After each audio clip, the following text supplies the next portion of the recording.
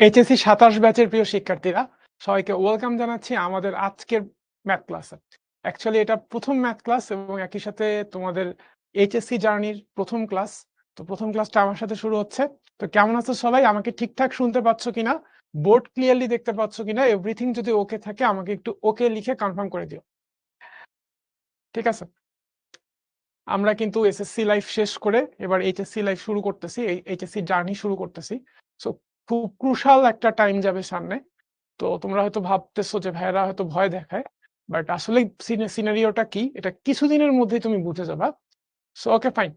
আমি একটু কমেন্ট গুলাও দেখতে চাচ্ছিলাম। যারা সালাম দিচ্ছে ওয়ালাইকুম সালাম, যারা আদাব দিচ্ছে আদাব, যারা নমস্কার দিচ্ছে নমস্কার। হ্যাঁ, আমি ভালো আছি। তোমরা সবাই কেমন আছো? ঠিক আছে? আমরা একটু কুইক সবাই জয়েন করে ফেলি। ঠিক আছে? কুইক জয়েন করে ফেলি। তা আপনি কেমন আছেন? হ্যাঁ, আমি ভালো আছি। তোমরা কেমন আছো?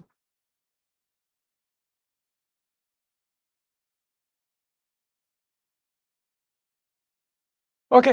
তো শুরুতেই কিছু কথাবার্তা বলে নেই। সেটা হচ্ছে যে ভাইয়া, আমি যখন ক্লাস নিব তখন কিন্তু খাতা কলম কিচ্ছু সাথে রাখা যাবে না। ঠিক আছে? খাতা কলম সবকিছু দূরে সরায় রাখবো। ক্লাসটা খুবই মনোযোগ দিয়ে করব। ফুল কনসেনট্রেশন দিয়ে ক্লাস করব এবং ক্লাস করার পরে এই ক্লাসের অ্যানোটেড পিডিএফটা মানে যেটাতে আমি দাগায়, দাগায় পড়াবো, এই পিডিএফটা তোমরা পেয়ে যাবা। তো পরবর্তীতে তোমরা যেটা করবা যে এই ক্লাসটা চেষ্টা করবা আরেকবার করার। হ্যাঁ? 2nd টাইম করবা এবং 2nd টাইম যখন করবা তখন কিন্তু তুমি হচ্ছে চাইলে স্পিডটা একটু কম বেশি করে নিতে পারো। তোমার যদি মনে হয় ভাই একবার তো লাইভ ক্লাস করছি, এখন লাইভ ক্লাসের রেকর্ডেড ভার্শনটা আমি চাইলে একটু স্পিডটা ডাবল করে নিই তাহলে আমার সময়টা কম লাগে। হ্যাঁ, এটা তুমি করতেই পারো। আর যখন তুমি 2nd টাইম ক্লাসটা করতেছো তখন হচ্ছে তুমি নোট খাতায় নোট করবা। ঠিক আছে? আর নোট খাতার উপকারিতা নিয়ে, নোট খাতার গুরুত্ব নিয়ে স্পেশালি এইচএসসি লাইফে নোট খাতা তৈরি করাটা খুবই গুরুত্বপূর্ণ। কারণ নোট খাতা তৈরি করার অনেকগুলো অ্যাডভান্টেজ আছে। এটা নিয়ে আমার একটা স্পেশাল ভিডিও আছে। তোমরা অনেকে হয়তো দেখে থাকবা। যারা শিখতে নতুন আছো তাদেরকে বলব যে শিখর ইউটিউব চ্যানেলে গেলে নোট খাতা নিয়ে আমার একটা ভিডিও আছে, চাইলে একটু দেখে নিও। ঠিক আছে? আর সবাইকে কিছু কথাবার্তা বলি ক্লাস শুরু করার আগে, সেটা হচ্ছে যে ভাইয়া, আমরা অনেকেই ইমোশনাল ডিসিশন বেশি নেই। ডিসিশন গুলার পিছনে আসলে আমরা অতটাও ব্রেন খাটাই না যতটা আমাদের ইমোশন কাজ করে। ফর এক্সাম্পল, বাংলাদেশের most of the students SSC পরীক্ষায় পার করার পরে এইচএসসি তে এসে সায়েন্স নেয়। তো এইটার পিছনে ২ টা কারণ। একটা হচ্ছে যে বন্ধু-বান্ধব সবাই সায়েন্স নিচ্ছে, সো আমাকেও সায়েন্স নিতে হবে। আরেকটা কারণ হচ্ছে ফ্যামিলির সবাই চায় ছেলে সায়েন্স নিয়ে পড়াশোনা করুক, ডাক্তার, ইঞ্জিনিয়ার হোক। বাট বাস্তবতা হচ্ছে ভাইয়া, তোমার যেই সাবজেক্টে প্যাশন, যেই সাবজেক্টটা তোমার ভালো লাগে, হ্যাঁ? সেইটাই তুমি যদি নাও তাহলে তোমার ওইটাতে ভালো করার সম্ভাবনা অনেক বেড়ে যায়। ঠিক আছে? তোমার যদি আ ব্যবসা ভালো লাগে, ভবিষ্যতে ব্যবসায়ী হইতে চাও তাহলে কিন্তু তোমার জন্যে ব্যবসা শাখা, ব্যবসা শিক্ষা, তাই না? যার জন্য যেটা দরকার আরকি। আমার যেমন ম্যাথ ভালো লাগতো, ফিজিক্স, কেমিস্ট্রি ভালো লাগতো। সো আমি হচ্ছে সায়েন্স নিছি। আমি ব্যবসা অতটা বুঝি না। অনেক চেষ্টা করছি অর্থনীতি বুঝতে পারিনি। যার কারণে আসলে আমি কমার্সে গেলে খুব একটা ভালো করতাম না। ঠিক আছে? যার যেটাতে প্যাশন। আমার যেমন আবার সাহিত্যে প্যাশন ছিল। সো সাহিত্য আমার ভালো লাগতো। সো আমি তোমাদেরকে আবারও বলতেছি, সেটা হচ্ছে যে ভাইয়া, ডিসিশন গুলো একটু ভেবে চিন্তে নিব। যার যেটাতে আগ্রহ সেটা নিলেই ভালো হয়। স্পেশালি অনেকেই আছো যারা হচ্ছে আ 8, 9, 10 এ ম্যাথ পছন্দ করতা না। ম্যাথে অনেক গ্যাপ আছে, বুঝতে পারো না। তো এরকম যদি হয় ভাইয়া, তাহলে কিন্তু সায়েন্সে এইচএসসি সায়েন্স তোমার জন্য একটু হার্ড হবে। তবে হ্যাঁ, এটাকে ওভারকাম করা পসিবল যদি তোমার স্ট্রং ডিটারমিনেশন থাকে। স্ট্রং ডিটারমিনেশন থাকতে হবে, চেষ্টা থাকতে হবে, এফোর্ট থাকতে হবে। তাহলে ভাইয়া অবশ্যই যেকোনো কিছু ওভারকাম করা সম্ভব। মানুষ চাইলে পারে না এমন কিছু আসলে দুনিয়াতেই নেই। সো তোমাকে আগে স্ট্রংলি বিলিভ করতে হবে তোমার দ্বারা সম্ভব। চাইতে হবে স্ট্রংলি, এন্ড দেন তোমাকে সেটার জন্য ঝাঁপায় পড়তে হবে। ঠিক আছে? সো আমরা কি সবাই ঝাঁপায় পড়ার জন্য রেডি কিনা? আমরা সবাই ঝাঁপায় পড়ার জন্য রেডি কিনা? আমি এবার আরেকটা কথা বলব, যেহেতু একদম স্টার্টিং ক্লাস আজকে, সেটা হচ্ছে আমি এটা জানাই দিও যে তোমরা সবাই এইচএসসি লাইফটা, এই লাইফটাতে আসলে মানে নিজের সর্বোচ্চ এফোর্ট দেওয়ার জন্য রেডি কিনা? ঠিক আছে? এসএসসি পরীক্ষা দিছো ২ বছর, এর পর ২ টা বছর, 9 এ ১ বছর, 10 এ ১ বছর, তারপরেও কয়েক মাস সময় পাইছো। বাট ইন্টারে কিন্তু এত সময় পাবা না। ওভারঅল আজকে থেকে তুমি যদি কাউন্ট করো, ১.৫ বছর সময়ের মধ্যে তোমার ইন্টার পরীক্ষা হয়ে যাবে। যদি তুমি আজকে থেকে কাউন্ট করো। ঠিক আছে? সো এত সময় পাবা না। অনেক কনজাস্টেড পিরিয়ড থাকবে, সিলেবাস অনেক বড়। এগুলো নিয়ে আগেও কথাবার্তা বলছি। সো এই লাইফটা কিন্তু অনেক প্রেশারের মধ্য দিয়ে যাবে। যারা বিজ্ঞান বিভাগে আসছো তাদেরকে বলতেছি, ভাইয়া বিজ্ঞানে প্রচুর প্রেশার এইচএসসি তে। এবং আমি নিজে স্টুডেন্ট ছিলাম, তোমাদের সময় ছিলাম। আমি জানি কতটা প্রেশার আমাকে ডিল করতে হয়েছে। ঠিক আছে? প্রত্যেকটা স্টুডেন্ট এইচএসসি তে ভালো স্টুডেন্ট হোক আর খারাপ স্টুডেন্ট হোক, প্রেশার যে আছে হিউজ এটা স্বীকার করতে বাধ্য। ঠিক আছে? সো এর মধ্য থেকে কিন্তু ভালো স্টুডেন্ট যারা যাদের স্বপ্ন আছে, হ্যাঁ? যারা স্বপ্নকে ছুঁয়ে দেখতে ভালোবাসে তারা কিন্তু তাদের স্বপ্নগুলা পূরণ করে ফেলতেছে। সো তোমরা তোমাদের স্বপ্নগুলা কি আমাকে একটু জানায় দাও। কার বড় হয়ে মানে এইচএসসির পর কোন সাবজেক্ট নিয়ে পড়ার ইচ্ছা সেটা আমাকে একটু জানায় দাও। কার ঢাকা ইউনিভার্সিটিতে পড়ার ইচ্ছা, কার বুয়েটে পড়ার ইচ্ছা, কার ডিএমসিতে পড়ার ইচ্ছা বা কার কোন লাইনে যাওয়ার ইচ্ছা সেটা আমাকে একটু জানায় দাও। কারণ এই ইচ্ছাগুলো ইম্পোর্টেন্ট। সামনে একটা টার্গেট ফিক্স করে যদি তুমি আগাও তাহলে ওই টার্গেটটা অ্যাচিভ করা সহজ হয়। ঠিক আছে? কেউ কৃষি বিশ্ববিদ্যালয়ে পড়তে চাও, কেউ মেডিকেলে পড়তে চাচ্ছ, কেউ বুয়েটে পড়তে চাচ্ছ, ভেরি গুড। এই শুধু পড়তে চাইলেই হবে না। এই যে লিখতেছো আমাকে কমেন্টে, এতটুকুর মধ্যে সীমাবদ্ধ থাকলে কিন্তু হবে না। এখন তোমার দায়িত্ব হচ্ছে এই যে তুমি নামটা লিখতেছো কমেন্টে, এইটাকে পূরণ করার জন্য চেষ্টা করা। এবং চেষ্টাটা শুধু আমি বা শিখো করলে কিন্তু হবে না। শিখর তো করবেই, তোমাকেও করতে হবে। ঠিক আছে? নিজের চেষ্টাটা কিন্তু নিজেকেই করতে হবে। ওকে? আরেকটা বাস্তবতা বলে রাখি। সেটা হচ্ছে যে মোটা দাগে বলি যে তোমরা এসএসসি তে যারা এ প্লাস পাইছো, এইচএসসি তে যেয়ে দেখা যাবে যে এ প্লাস এর সংখ্যা অনেক কমে গেছে। এটাই বাস্তবতা ভাই। এসএসসি তে যারা এ প্লাস পাইছো সবাই এইচএসসি তে এ প্লাস পাবা না। আবার এসএসসি তে এ প্লাস মিস করছে এমন কেউ আছো যারা এসএসসি তে কোনো না কোনো কারণে এ প্লাস মিস করে গেছো এবং এই মিস করার কারণেই তীব্র জেদ তৈরি হয়ে তারা হচ্ছে এইচএসসি তে কয়েকজন আছে যারা এসএসসি তে এ প্লাস মিস করছে কিন্তু এইচএসসি তে এ প্লাস পেয়ে যাবে। কেন পাবে? কারণ ওই যে মিস হওয়ার কারণে একটা জেদ তৈরি হয়েছে এবং এই জেদটার কারণেই সে হচ্ছে এ প্লাসটা পেয়ে যাবে এবং ভালো একটা জায়গায় চান্সও হয়ে যাবে। তাহলে আমার মূল বক্তব্য হচ্ছে এসএসসি পরীক্ষা যারা এ প্লাস পাইছে তাদের মধ্য থেকে একটা উল্লেখযোগ্য সংখ্যক স্টুডেন্ট ঝরে যাবে এইচএসসি তে এ প্লাস পাবে না। আবার এইচএসসি তে যারা এ প্লাস পাবে, ঠিক আছে? এসএসসি তে তো কিছু স্টুডেন্ট এসএসসি তে এ প্লাস পাইছে কিন্তু এইচএসসি তে পায় নাই। এমন তো হবেই। এইচএসসি তে যারা এ প্লাস পাবে তাদের মধ্য থেকে দেখা যাবে যে অ্যাডমিশন যে ভর্তি পরীক্ষা যে ইউনিভার্সিটি গুলাতে পাবলিক ইউনিভার্সিটি গুলাতে এতগুলা সিটই নাই যতগুলা হচ্ছে এইচএসসি তে এ প্লাস পায়। হ্যাঁ, মোরাললেস 1/3 এর মতো সিট থাকে। তো আসলে তার মানে তুমি বুঝতেছো যে কতটা ফাইট করলে তুমি একটা স্টুডেন্ট এইচএসসি তে বিজ্ঞান বিভাগ থেকে এ প্লাস পায়। আবার এ প্লাস পাওয়ার পর সিনারিওটা এরকম যে এইচএসসি তে যারা এ প্লাস পাবে তাদের জন্যই আসলে পাবলিক ভার্সিটিতে সিট নেই। এদের মধ্যে থেকে একটা অংশ পাবলিক ভার্সিটিতে ভর্তি হতে পারবে। সো বুঝতেই পারতেছো কম্পিটিশনটা কি রকম। সো এখানে আসলে পড়ালেখাটা কিভাবে করব? তো ভাইয়া আমি যেটা করছিলাম আমি যখন স্টুডেন্ট ছিলাম আমার ড্রিমই ছিল হচ্ছে অ্যাডমিশন টেস্ট। আমাকে অ্যাডমিশন টেস্টে ভালো করতে হবে। দ্যাটস হোয়াই অ্যাডমিশন টেস্টের জন্য মাথায় রেখে আমি পড়ালেখা করছি। আর এই কারণে আমার এইচএসসি পরীক্ষায় ভালো করাটা সহজ হইছে। আমাদের লক্ষ্য যদি একটু বড় হয় আমাদের লক্ষ্য যদি একটু বড় হয় তাহলে ওই বড় লক্ষ্যটা হয় অ্যাচিভ হবে। আর যদি কোনো কারণে বড় লক্ষ্যটা মিস হয়ে যায় তাহলে তুলনামূলক কাছাকাছি লক্ষ্যগুলো কিন্তু সহজে ফিল আপ হয়ে যায়। সো আমরা আসলেই শুরু থেকেই লক্ষ্যটা ফিক্স করে ফেলি যে ভাইয়া লক্ষ্যটা আমার হবে এরকম, আমার একটা পাবলিক ইউনিভার্সিটিতে একটা ভালো সাবজেক্টে চান্স পাইতে হবে, অমুক জায়গায় আমাকে পড়তেই হবে। এটার জন্য আমি হার্ট অ্যান্ড সোল ট্রাই করব এবং এটার জন্য যদি তুমি ট্রাই করো এইচএসসির এ প্লাসটা এটা হচ্ছে বাই প্রোডাক্ট হিসাবে তোমার চলে আসবে। ঠিক আছে? ওকে, ঠিক আছে। একজন বলছে ভাই বেশি ম্যাথ প্র্যাকটিস করায়েন। ভাইয়া আমি যদি বেশি ম্যাথ প্র্যাকটিস করাই তাহলে লসটা হবে তোমার। কারণ তোমাকে ম্যাথ প্র্যাকটিস করতে হবে তোমার নিজের, আমার না। ঠিক আছে? আমার যতটুকু দরকার প্রেসাইজ ক্লাস হবে, খুব বেশি সময় নষ্ট করা যাবে না। কারণ এখানে ইন্টারে প্রত্যেকটা মিনিট হচ্ছে গুরুত্বপূর্ণ। ঠিক আছে? ওকে, আরেকটা কথা বলি সেটা হচ্ছে যে তোমাদের অনেকেই আসো ভালো কলেজে ভর্তি হয়ে গেছো। খুবই ভালো কলেজগুলোতে যেটা হয় যে একটা কম্পিটিটিভ এনভায়রনমেন্ট থাকে। তো সেরা কলেজগুলোতে দেখা যায় যে আশেপাশে স্টুডেন্টরাও সেরা হয়, এদের মাইন্ডসেট ডিফারেন্ট হয়। এরা প্রত্যেকেই হচ্ছে ভর্তি পরীক্ষা নিয়ে ভাবে। তো আশেপাশে স্টুডেন্ট যখন দেখো যে ভালো কিছু করার জন্য আগায় যাচ্ছে তখন নিজের মধ্যেও ভালো করার একটা অনুপ্রেরণা তৈরি হয়। এটা হচ্ছে ভালো কলেজগুলোর সুবিধা। আবার ভালো কলেজে ক্লাসগুলোও ভালো হয়। ঠিক আছে? বাট এইখানে মনের মতো কলেজ আসে নাই এরকম কারা আসো? ভাই কলেজ নিয়ে দুঃখে আছি এরকম কারা আসো? এই যে একজন বলছে যে ভাইয়া টাকার কারণে ভালো রেজাল্টের পরেও গ্রামের কলেজে আছি। এরকম কারা মনের দুঃখে আসো? কারা মনের দুঃখে আসো? যে ভাই অনেক কষ্টে আছি। এত কমেন্ট আসতেছে, পড়াটা খুবই টাফ হয়ে যাচ্ছে। এখন তোমাদেরকে বলি, সেটা হচ্ছে যে তোমরা যারা এখন মনের কষ্টে আছো, আমি যখন তোমাদের মতো ছিলাম, আমি ইচ্ছা করে এই কষ্টটা বেছে নিছিলাম। আমার আমার স্কোপ ছিল ভালো কলেজের জন্য এপ্লাই করার। ভালো কলেজের জন্য এপ্লাই করলে মোস্ট প্রবাবলি আমার হয়ে যাইত। এটাও আমি বুঝতাম। ঠিক আছে? বাট আমি ইচ্ছা করেই এই কাজটা করিনি। এই কাজটা করিনি তার কিছু কারণ আছে। আমার লজিক ছিল হচ্ছে যে দেখো এইচএসসি লাইফটার ১.৫ বছর সময়। এই 1.5 বছর সময় আমি যদি একটা তুলনামূলকভাবে এমন একটা কলেজে পড়ি যেই কলেজে আসলে ক্লাসই ঠিক মতো হয় না, তাহলে কিছু এক্সট্রা অ্যাডভান্টেজ আছে। তা কলেজে ক্লাস ঠিক মতো না হলে অ্যাডভান্টেজটা কি? অ্যাডভান্টেজটা হচ্ছে, দেখো, কলেজে ঠিকমতো ক্লাস হয় না, দ্যাট মিনস তোমার কলেজে যাইতে হচ্ছে না। কিন্তু এইচএসসি তে এত প্রেশার যে কলেজে যে তুমি যাচ্ছ না, ওই সময়টা তাহলে তুমি নিজের পড়ার ক্ষেত্রে তুমি দিতে পারতেছো। ঠিক আছে?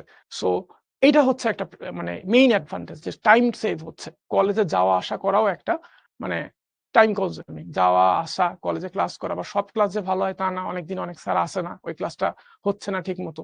সো এই প্যারা না, যে তুমি যদি শুধু শিখর সাথে ক্লাস করো, শিখর সাথে ক্লাস করে যদি তুমি কন্টিনিউ করো এবং নিজের মতো করে তোমার পড়াটাকে গুছায় নিতে পারো, তাহলে এই কলেজে যাইতে হচ্ছে না বা কম যাইতে হচ্ছে। তাহলে বেঁচে যাওয়ার সময়টা তুমি যদি তোমার পড়ার মধ্যে ইনভেস্ট করতে পারো, তাহলে তোমার জন্য ভালো করাটা বেশি ইজি। ঠিক আছে? তোমার জন্য ভালো করাটা বেশি ইজি। দুই জায়গারই দুইটা সুবিধা আছে। ভালো কলেজেরও সুবিধা আছে, আবার একেবারে খারাপ কলেজেরও কিছু সুবিধা আছে। তো তুমি আসলে সুবিধাটা নিতে পারতেছো কিনা। ঠিক আছে? আমার কিন্তু টাকা পয়সার সমস্যা ছিল না, যার কারণে যে আমি ভালো কলেজে যাইনি এরকমটা কিন্তু এমনটা না। আমি ইচ্ছা করেই আমার এলাকার কলেজে থেকে গেছিলাম, কারণ আমার যে টাইমটা সেভ হইতো ওই টাইমটা আমি আমার পড়ায় ইনভেস্ট করতাম। আরেকটা জিনিস, সেটা হচ্ছে যে ধরো তোমার একটা ভালো কলেজে হয়েছে, নর্থডামে হয়েছে, হলিক্রসে হয়েছে, সেন্ট জোসেফে হয়েছে, এটার জন্য তোমার এখন মফস্বল থেকে ঢাকায় শিফট করতে হলো। এখন ঢাকায় শিফট করলা, ঠিক আছে, বাট ঢাকায় শিফট করার পর তোমার ঢাকার সাথে অ্যাডজাস্ট করতে করতে মাসখানেক চলে গেল। ঢাকা কিন্তু এতটাও ফ্রেন্ডলি না। ঠিক আছে? তো মেসে থাকা বা আত্মীয় স্বজনের বাসায় থাকা, খালা রান্না খাওয়া, সবকিছু মিলে আসলে অ্যাডজাস্ট করতেই যদি তোমার মাসখানেক সময় নষ্ট হয়ে যায়, তাহলে কিন্তু ভাই তোমার আসলে এইচএসসি এমনিতেই 1.5 মাস, মাসখানেক সময় অ্যাডজাস্টমেন্টে নষ্ট হয়ে গেলে কিন্তু তোমার এই গ্যাপটা ফিল আপ করা অনেক ডিফিকাল্ট হয়ে যাচ্ছে। ঠিক আছে? সো একটু বুদ্ধিমত্তার সাথে চিন্তা করো, ইমোশনাল না হয়ে লজিক্যাল হও। লজিক্যালি চিন্তা ভাবনা করো, তাহলে ডিসিশন গুলো নেওয়া তোমার জন্য সহজ হবে। ঠিক আছে? সো যারা ভালো কলেজে ভর্তি হয়েছো তাদের জন্য শুভকামনা। তোমাদের প্লাস পয়েন্ট হচ্ছে তোমাদের এনভায়রনমেন্টটা কম্পিটিটিভ, ভালো স্টুডেন্ট পাবা আশেপাশে, ভালো টিচার পাবা। ভালো এনভায়রনমেন্টে থাকলে ভালো কিছু করার প্রেরণা জাগে। যারা ভালো কলেজে যাও নাই তাদের জন্য আরো বেশি কনগ্রাচুলেশনস, কারণ তুমি এখন এক্সট্রা টাইম পাবা, যেটা অন্যরা পাবে না। এক্সট্রা টাইমটা তুমি তোমার পড়ায় ইনভেস্ট করো, ডিটারমিনেশনটা স্ট্রং রাখো। হয়তো তোমার আশেপাশে কেউ ভালো কিছু করবে না, বাট তোমার যদি ইচ্ছা থাকে তাহলে ওখান থেকে ভালো কিছু করাটা বেশি সহজ। আমি আমার কলেজ থেকে আমি বুয়েট ভর্তি পরীক্ষা দিছিলাম, এবং আমার কলেজে বুয়েটে ভর্তির সাফল্যের হার 100%। আমি একাই ফর্ম নিছিলাম, একাই ভর্তি হয়েছি। আশেপাশে কে কি করলো এটা তো আমার হেডেক না ভাইয়া। আমি কি করতেছি এটা হচ্ছে আমার হেডেক। সো আসলে আমার কাছে মনে হয় যে যে জায়গায় আসো সেই জায়গায় যদি স্যাটিসফাইড থাকো এবং সেই জায়গার অ্যাডভান্টেজটা যদি কাজে লাগাতে পারো, তাহলে সেই জায়গা থেকে ভালো কিছু করা সম্ভব। ওকে? আমি কি আমার কথাটা বুঝাইতে পারছি? অনেকক্ষণ পেঁচাল পারছি। এখন ক্লাস শুরু করব। তার আগে এতক্ষণ যে কথাবার্তাগুলো বললাম এটা কি আমরা সবাই বুঝতে পারছি কিনা আমাকে একটু বলে দাও। ঠিক আছে? অনেকে ম্যাথের কি বই কিনবা না কিনবা এটা নিয়ে কথা বলতেছো। তো অ্যাকচুয়ালি ভাইয়া ম্যাথের জন্যে বাজারে যে বইগুলো আছে সবগুলা বই ভালো। সবগুলা বই ভালো। বিশ্বাস করো। তারপরেও যদি তুমি বলো যে ভাইয়া আমাকে তারপরে একটা বইয়ের নাম বলেন, ২ টা বইয়ের নাম বলেন, এটা খুবই ডিফিকাল্ট হয়ে যায় আমার জন্য বলা। ঠিক আছে? বাট সবগুলা বই ভালো। যেকোনো একটা রাইটারের বই তুমি নাও এবং তোমার কাজ হচ্ছে যেকোনো একজন রাইটারের বইয়ের সবগুলা ম্যাথ করা। একটা চ্যাপ্টারে যতগুলা ম্যাথ আছে সবগুলা ম্যাথ করা। এটা হচ্ছে তোমার কাজ। কোন বই ভালো কোন বই খারাপ, কেতাব স্যারের বই ভালো এসি অমের স্যারের বই খারাপ এমনটা না। আমি নিজে এসি অমের স্যারের বই পড়ছি যখন আমি ইন্টারে ছিলাম। অ্যাডমিশন টেস্টের সময় কেতাব স্যারের বই পড়ছি। আবার আমার একটা ফ্রেন্ড ছিল যে যে হচ্ছে শুরু থেকেই কেতাব স্যারের বই ফলো করতো। প্রত্যেকটা বই ভালো হয়। তুমি তোমার একটাই কাজ, যে কোনো একজন রাইটারের বইয়ের প্রত্যেকটা ম্যাথ করা, কোনো ম্যাথ গ্যাপ না দেওয়া। ঠিক আছে? তুমি যদি যে কোনো একজন রাইটারের বইয়ের প্রত্যেকটা ম্যাথ করতে পারো, যেই ম্যাথগুলো বোর্ডে আসে সেই ম্যাথগুলো সাধারণত স্টুডেন্টরা করে, বাট যেই ম্যাথগুলো বোর্ড পরীক্ষা আসে না এগুলোকে স্কিপ করে। বাট এই কাজটাই আমরা ভুল করি। আমাদের যেটা করতে হবে, যে ম্যাথগুলো বোর্ড পরীক্ষা আসে না ওগুলো বেশি করে করতে হবে। হ্যাঁ, যে ম্যাথগুলো বোর্ড পরীক্ষা আসে সেটা যদি আমি 2 বার করে করি, যেটা বোর্ড পরীক্ষা আসে না সেটাকে আমার 5 বার করে করতে হবে। কারণ ওই ম্যাথগুলোই ভর্তি পরীক্ষার জন্য বেশি ইম্পর্টেন্ট। ঠিক আছে? সো শুরু থেকেই যদি আমি প্রিপেয়ার্ড থাকি, লক্ষ্য স্থির রেখে আগাই, তাহলে কিন্তু আমার লক্ষ্য পূরণ করাটা অনেক সহজ হয়ে যায়। ওকে ভাইয়া? তাহলে আমরা পড়া শুরু করতেছি। সবাইকে বলবো খাতা কলম একটু দূরে সরায় রাখো। আমার ক্লাসে কিচ্ছু তুলতে হবে না। আমরা শুরু থেকে একটু মনোযোগ দিয়ে পড়ালেখা করার চেষ্টা করব। শুরু থেকে বুঝার চেষ্টা করব। বেসিক থেকেই পড়ানো হবে, এটা নিয়ে কোনো সংশয় নেই। আমরা যারা ম্যাথ টিচার আছি সবাই হচ্ছে অনেক অভিজ্ঞ।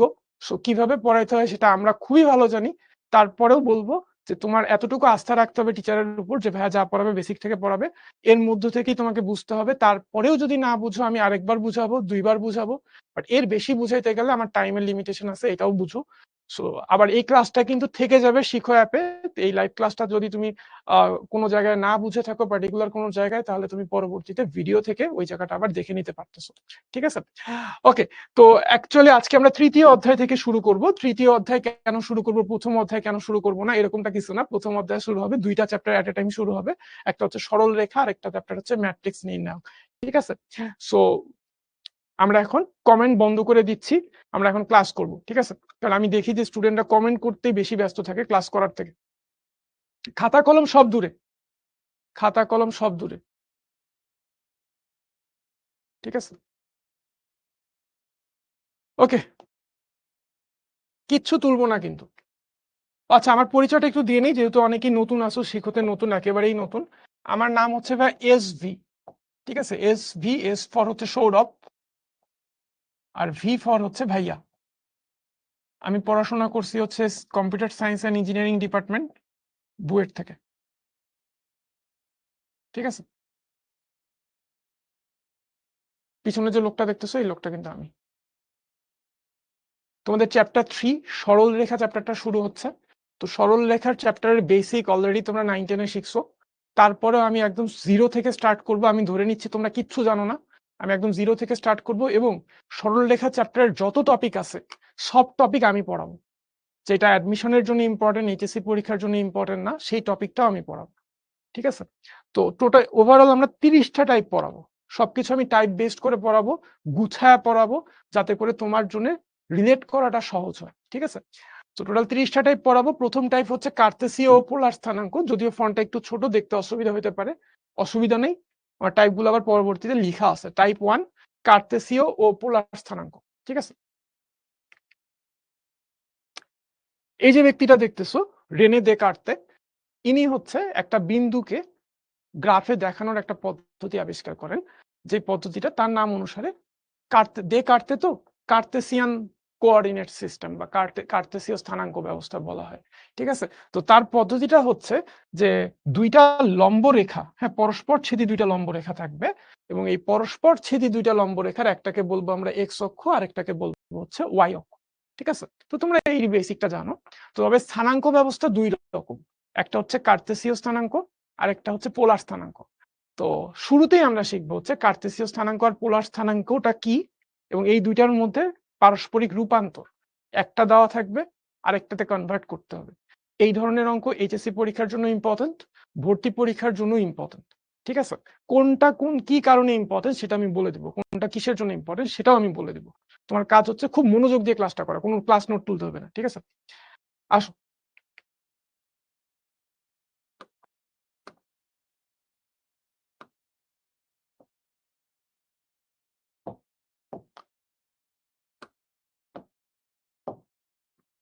এটা একটা সরল রেখা,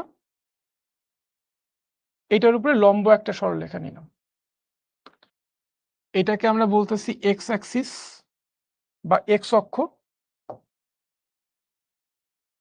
আর এটাকে বলতেছি ওয়াই অক্ষ।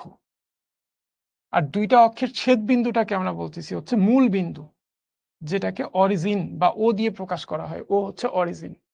এই গ্রাফটা তোমরা ছোটবেলা থেকেই দেখে আসতেছো, এক্স ও এখানে এক্স প্রাইম থাকে, ওয়াই ও ওয়াই প্রাইম থাকে। ওয়াই অক্ষের ডান দিকে হচ্ছে এক্স পজিটিভ, ওয়াই অক্ষের বাম দিকে এক্স নেগেটিভ। এক্স অক্ষের উপরের দিকে ওয়াই পজিটিভ, এক্স অক্ষের নিচের দিকে হচ্ছে ওয়াই নেগেটিভ। এটাই হচ্ছে কার্তেসীয় স্থানাঙ্ক ব্যবস্থা। আর একটা বিন্দু যদি হয় 2,3, আমরা কিন্তু ইজি থেকে আস্তে আস্তে ডিফিকাল্টি লেভেল বাড়াইতে থাকবো। ঠিক আছে? তো একটা বিন্দু যদি হয় 2,3, দেখো 2 এর আগের চিহ্ন নাই, চিহ্ন না থাকা মানে পজিটিভ, এটাও পজিটিভ। তার মানে মূল বিন্দু থেকে 2 ঘর ডানে 3 ঘর উপরে যাইতে হবে। মূল বিন্দু থেকে 2 ঘর ডানে 3 ঘর উপরে যাইতে হবে। ঠিক আছে? এটাই হচ্ছে 2 ঘর ডানে 3 ঘর উপরে একটা বিন্দু, এটাই হচ্ছে 2,3। আবার যদি আমরা -2,3 নিতে চাই, তাহলে মূল বিন্দু থেকে 2 ঘর বাইরে, যেহেতু এটা মাইনাস, মাইনাস থাকলে বাইরে যাব 2 ঘর বাইরে, আর এটার সাথে যেহেতু প্লাস আছে তাহলে উপরে যাব 3 ঘর, এটা হচ্ছে -2,3। ঠিক আছে? আবার যদি দুইটাই মাইনাস থাকতো, তাহলে মূল বিন্দু থেকে 2 ঘর বাইরে 3 ঘর নিচে, মূল বিন্দু থেকে 2 ঘর বাঁ দিকে 3 ঘর নিচের দিকে, এটা হচ্ছে -2, -3। ঠিক আছে? তো বুঝতেই পারছো। আরেকটা স্থানাঙ্ক ব্যবস্থা আছে যেটাকে আমরা পোলার স্থানাঙ্ক ব্যবস্থা বলি। তো পোলার স্থানাঙ্ক ব্যবস্থায় কি হয়? একটা ফিক্সড একটা বিন্দু থাকে আর একটা রেখা থাকে। একটা ফিক্সড বিন্দু যেটাকে বলে পোল, কি বলে? পোল বা মেরু, মেরু বিন্দু বলে। তো মেরু থেকে দূরত্ব আর ওই নির্দিষ্ট সরল রেখার সাথে উৎপন্ন কোণের বেসিসে একটা বিন্দুর অবস্থান চিহ্নিত করা হয়। পোলার স্থানাঙ্ক ব্যবস্থায় কি হয়? পোলার স্থানাঙ্ক ব্যবস্থায় কি হয়? একটা বিন্দু থাকে, একটা সরল রেখা থাকে। বিন্দু থেকে দূরত্ব আর সরলরেখার সাথে উৎপন্ন কোণের ভিত্তিতে পোলার স্থানাঙ্ক ব্যবস্থায় একটা বিন্দুর পজিশন মাপা হয়। ঠিক আছে? তো চলো আমরা দেখি পোলার স্থানাঙ্ক ব্যবস্থা কি রকম। ধরো এটা হচ্ছে পোল, এটা হচ্ছে পোল। ঠিক আছে? তো এটা হচ্ছে একটা বিন্দু। তো পোলার স্থানাঙ্ক ব্যবস্থায় এই বিন্দুটার স্থানাঙ্ক কি হবে? এই বিন্দুটার স্থানাঙ্ক হবে এইভাবে যে মূল বিন্দু থেকে এটা দূরত্বটা মাপবো। এই দূরত্বটাকে বলি আর। মূল বিন্দু থেকে এই বিন্দুটার দূরত্ব হচ্ছে আর। আর এটা হচ্ছে আদি সরল রেখা। এই আদি সরল রেখার সাথে উৎপন্ন কোণটা যদি থিটা হয়, এই কোণটা যদি থিটা হয়, তাহলে এই বিন্দুটার পোলার স্থানাঙ্ক হচ্ছে আর কমা থিটা। এই বিন্দুটার পোলার স্থানাঙ্ক আর কমা থিটা। ঠিক আছে? আবার ধরো এরকম একটা বিন্দু আছে এইখানে, একটা বিন্দু আছে এইখানে। তো এই বিন্দুটার স্থানাঙ্ক কি হবে? এই বিন্দুটার স্থানাঙ্ক হবে হচ্ছে এই বিন্দুটা মূল বিন্দু থেকে কতটুকু দূরে আছে সেটা মাপতে হবে। এই দূরত্বটা ধরলাম আর। আর এই যে এটা, এই দিকটা, হ্যাঁ, এটা হচ্ছে আদি সরল রেখা। এই দিকটার সাথে যে কোণটা তৈরি করছে এটা হচ্ছে থিটা। এইটা হচ্ছে থিটা। থিটা কিন্তু এটা না। অনেকে বলবো যে ভাই এইটা তো থিটা, এটা কিন্তু থিটা না। থিটা হচ্ছে যে আদি সরল রেখা, বা যদি কার্তেসীয় স্থানাঙ্ক ব্যবস্থার ক্ষেত্রে বলি এক্স অক্ষের ডান দিক বা এক্স অক্ষের ধনাত্মক দিকের সাথে যে কোণটা সেটা হচ্ছে থিটা। তাহলে এটা হচ্ছে আর কমা থিটা। ঠিক আছে? ওকে। যদি বিন্দুটা এরকম থাকতো, ফোর্থ কোয়াড্রেন্টে থাকতো, এখানে আছে, তাহলে কি করব? মূল মানে এই মেরু বিন্দু থেকে যে দূরত্ব এটাকে বলতেছি আর। আর এই যে ডিস্টেন্স, এই যে অ্যাঙ্গেলটা, হ্যাঁ, এই এক্স অক্ষের ধনাত্মক দিকের সাথে যে অ্যাঙ্গেলটা, এটাকে ধরতেছি আমি থিটা। পোলার স্থানাঙ্ক ব্যবস্থা এটাকে কিন্তু এক্স অক্ষ বলে না, এটাকে বলা হচ্ছে আদি সরল রেখা। তো আদি রেখা থেকে যে অ্যাঙ্গেলটা এটা হচ্ছে থিটা। তো এই বিন্দুটার স্থানাঙ্ক হচ্ছে আর কমা থিটা। ঠিক আছে? এখানে আরো একটা কথা আছে। আর একটা কথা হচ্ছে কোণ কিভাবে মাপা হয়, কোণ পজিটিভ নেগেটিভ কিভাবে বোঝা হয়। তো তোমরা তো ঘড়ি দেখছো, ঘড়ির কাঁটার যে দিকটা সেই দিকটাকে বলে হচ্ছে নেগেটিভ দিক। ঘড়ির কাঁটা কি হয়? এটা যদি একটা ঘড়ি হয়, তো ঘড়ির কাঁটাটা কিন্তু আস্তে আস্তে এখান থেকে এই দিকে ঘুরতে থাকে, এইভাবে ঘুরতে থাকে। ঠিক আছে? যে এই ডিরেকশনে ঘুরে। তো এই ডিরেকশনটাকে বলা হচ্ছে নেগেটিভ ডিরেকশন। তাহলে ঘড়ির কাঁটার যে বিপরীত দিক সেটাকে বলে পজিটিভ ডিরেকশন। দেখো এই যে আমরা অ্যাঙ্গেল গুলো নিছি, সবগুলো অ্যাঙ্গেল কিন্তু ঘড়ির কাঁটার বিপরীত দিকে। ঘড়ির কাঁটার বিপরীত দিকে। দেখো ঘুরতেছি কোন দিকে? ঘড়ির কাঁটার বিপরীত দিকে ঘুরতেছি, কিন্তু ঘড়ির কাঁটা কিন্তু এইভাবে ঘোরে। ঠিক আছে? ঘড়ির কাঁটা কিন্তু এইভাবে ঘোরে। আমরা ঘুরতেছি ঘড়ির কাঁটার বিপরীত দিকে। সো ঘড়ির কাঁটার বিপরীত দিকটা হচ্ছে পজিটিভ। ঠিক আছে? আর যদি ঘড়ির কাঁটার দিকে ঘোরো তাহলে অ্যাঙ্গেলটা হবে হচ্ছে নেগেটিভ। সাপোজ সাপোজ এই অ্যাঙ্গেলটা 30 ডিগ্রি, এই অ্যাঙ্গেলটা 30 ডিগ্রি, তাহলে এই বিন্দুটার স্থানাঙ্ক হবে আর। বোর্ডটা হ্যাং করছে, আমি মুখে বলি। তাহলে এই বিন্দুটার স্থানাঙ্ক হবে আর কমা -30 ডিগ্রি। আর কমা -30 ডিগ্রি। কেন -30 ডিগ্রি লিখলাম? 30 ডিগ্রি আগে কেন মাইনাস লিখলাম? কারণ হচ্ছে অ্যাঙ্গেলটা পরিমাপ করছি ঘড়ির কাঁটার দিকে। কারণ আমি অ্যাঙ্গেলটা মাপছি ঘড়ির কাঁটার দিকে, যার কারণে অ্যাঙ্গেলটা হচ্ছে -30 ডিগ্রি। কিন্তু আমি যদি এই ঘড়ির কাঁটার বিপরীত দিকে মানে পজিটিভ দিকে যদি মাপতাম, পুরাটা যেহেতু 360 ডিগ্রি, 33 ডিগ্রি বাদ দিলে এই অ্যাঙ্গেলটা হচ্ছে তোমার 300 ডিগ্রি। 300 ডিগ্রি। তো সেক্ষেত্রে এটা হয়তো কিন্তু আর কমা 300 ডিগ্রি। এই দুইটা কিন্তু সেম, দুইটা স্থানাঙ্কই কিন্তু সেম, আলাদা কিছু না। হয়তো মানটা ডিফারেন্ট মনে হচ্ছে, বাট দুইটাই সেম, একই বিন্দু। ওকে, এখন আসো, এখন আসো, এটা হচ্ছে একটা বিন্দু, এটা হচ্ছে একটা বিন্দু। এই বিন্দুটা থেকে আমি এক্স অক্ষের উপরে একটা লম্ব আঁকলাম। ঠিক আছে? এক্স অক্ষের উপরে একটা লম্ব আঁকলাম এই বিন্দুটা থেকে। এখন এতটুকু ডিস্টেন্স হচ্ছে আমার এক্স, আর এতটুকু হচ্ছে ওয়াই, তাই না? এটা তো মূল বিন্দু কার্তেসীয় স্থানাঙ্ক ব্যবস্থায়। এই বিন্দুটার স্থানাঙ্ক কি হবে? এই বিন্দুটার স্থানাঙ্ক হবে x, y। ঠিক আছে, এটা হচ্ছে কার্তেসীয় স্থানাঙ্ক। এটাকে যদি আমি পোলার স্থানাঙ্কে কনভার্ট করি, তাহলে এটাকে আমি লিখতে পারি, পোলার স্থানাঙ্কে কনভার্ট করলে এটা কি হবে? r, theta.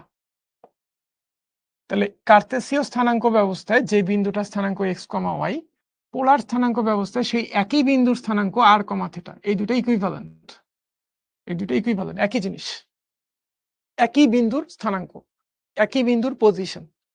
ওকে, এখন আর থিটা জিনিসটা একটু খেয়াল করো। এই বিন্দুটা তার মেরু থেকে, এই যে মূল বিন্দুটাকে মেরু বলতেছি, এই ডিস্টেন্সটা যদি হয় আর, আর এই অ্যাঙ্গেলটা যদি হয় আমার থিটা, তাহলে খুব ভালো করে দেখো এখানে একটা সমকোণী ত্রিভুজ আছে। এই যে সমকোণী ত্রিভুজটা, এটা হচ্ছে তার সমকোণটা। এই সমকোণের বিপরীত বাহু হচ্ছে আর। সমকোণের বিপরীত বাহুকে আমরা কি বলি? সমকোণী ত্রিভুজের সমকোণের বিপরীত বাহুকে বলি আমরা অতিভুজ। এখান থেকে তুমি, হ্যাঁ খেয়াল করো তো, এখান থেকে তুমি cos থিটার ভ্যালু যদি বের করতে চাও, cos থিটা কি আসবে? এখানে লিখি, এখান থেকে তুমি cos থিটার বের করতে চাচ্ছ, তাহলে cos থিটা কি আসবে? cos থিটা মানে হচ্ছে ভূমি ভাগ অতিভুজ। cos থিটা মানে ভূমি ভাগ অতিভুজ। যেহেতু এটা একটা সমকোণী ত্রিভুজ, আর এটা যেহেতু থিটা, তাহলে থিটার সংলগ্ন বাহুটা হচ্ছে ভূমি, থিটার বিপরীত বাহুটা হচ্ছে লম্ব, আর সমকোণের বিপরীত বাহুটা হচ্ছে অতিভুজ, যেটা আমরা 9-10 কিন্তু শিখে আসছি। তাহলে এইটা হচ্ছে ভূমি, এটা হচ্ছে লম্ব, আর এটা তো সবসময় অতিভুজ। cos থিটা মানে হচ্ছে ভূমি ভাগ অতিভুজ। এখানে ভূমি হচ্ছে x, অতিভুজ হচ্ছে r। তাহলে এখান থেকে আমরা পাচ্ছি x equals to r cos theta, x equals to r cos theta. এই একই সমকোণী ত্রিভুজ থেকে আমি যদি সাইন থিটার অনুপাতটা নিই, সাইন থিটা মানে হচ্ছে ভাই লম্ব ভাগ অতিভুজ। ঠিক আছে, এখন এখানে লম্ব কোনটা ভাই? লম্ব হচ্ছে y, অতিভুজ হচ্ছে r। তো লম্ব ভাগ অতিভুজ। এখান থেকে y এর ভ্যালু কত আসে? y equals to r sine theta. ঠিক আছে, ওকে।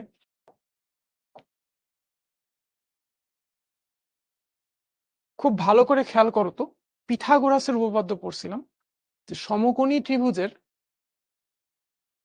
অতিভুজের উপর বর্গ অপর বাহুদ্বয়ের বর্গের যোগফলের সমান। তাহলে পিথাগোরাসের উপপাদ্যটা যদি এখানে আমি প্রয়োগ করি, এটা যেহেতু সমকোণী ত্রিভুজ, তাহলে আমি বলতেই পারি এটা হচ্ছে অতিভুজ। তাহলে অতিভুজের বর্গ ইকুয়ালস টু হবে অপর বাহু দুইটার বর্গের যোগফল, অপর বাহু দুইটার বর্গের যোগফল। X square plus Y square equals to হচ্ছে আর স্কোয়ার। তাহলে ভাই এখান থেকে আর এর ভ্যালু কি বের করা যাবে? আর এর ভ্যালু কি বের করা যাবে? Plus minus root over X square plus Y square. এখন ভাই আর এর পরিচয়টা কি? আর এর পরিচয় হচ্ছে এই যে মেরু বিন্দুর যেটা, হ্যাঁ, কার্তেসীয় স্থানাঙ্কে যেটাকে মূল বিন্দু বলি, সেটার থেকে এই বিন্দুটা দূরত্ব, মেরু থেকে এই বিন্দুটা দূরত্বই হচ্ছে আর। এখন দূরত্ব কি কখনো নেগেটিভ হয় ভাইয়া? দূরত্ব কখনো নেগেটিভ হয়? হয় না, দূরত্ব সবসময় পজিটিভ। যেহেতু আর হচ্ছে দূরত্ব, আর দূরত্ব কখনো নেগেটিভ হয় না, তাই এখানে প্লাস মাইনাস দিব না, শুধু প্লাস হবে, নেগেটিভটা হবে না। ঠিক আছে, আর থিটা খুব ভালো করে দেখো, এই যে থিটাটা দেখতেছো, এই সমকোণী ত্রিভুজ থেকে আমি যদি ট্যান থিটা বের করি, এই সমকোণী ত্রিভুজ থেকে যদি আমি ট্যান থিটা বের করি, তাহলে ট্যান থিটা সমান হবে হচ্ছে লম্ব ভাগ ভূমি। লম্ব হচ্ছে ওয়াই, ভূমি হচ্ছে এক্স। ঠিক আছে, লম্ব ভাগ ভূমি। এখান থেকে থিটার ভ্যালু পাচ্ছি আমি tan inverse Y by X, tan inverse Y by x. ঠিক আছে, তাহলে এই যে দেখতেছো, আমরা এখান থেকে কি কি বের করছিলাম? এইটা একটা, এইটা একটা, এইটা একটা, আর এইটা একটা। এই চারটা হচ্ছে চারটা ফর্মুলা। এই চারটা ফর্মুলা আমাদের মনে রাখতে হবে। ঠিক আছে, এই যে 4টা ফর্মুলা দেখতেছো, এই 4টা ফর্মুলা আমি সুন্দর করে বুঝাই দিলাম। তো আমরা সবাই কি ঠিকঠাক বুঝছি কিনা? আমরা সবাই ঠিকঠাক বুঝছি কিনা একটু ভাইকে বলে দিও। ঠিক আছে? ওকে।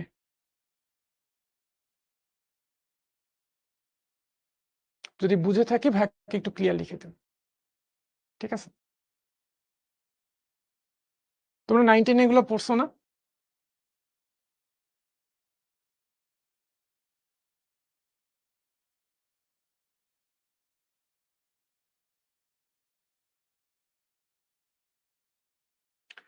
ওকে।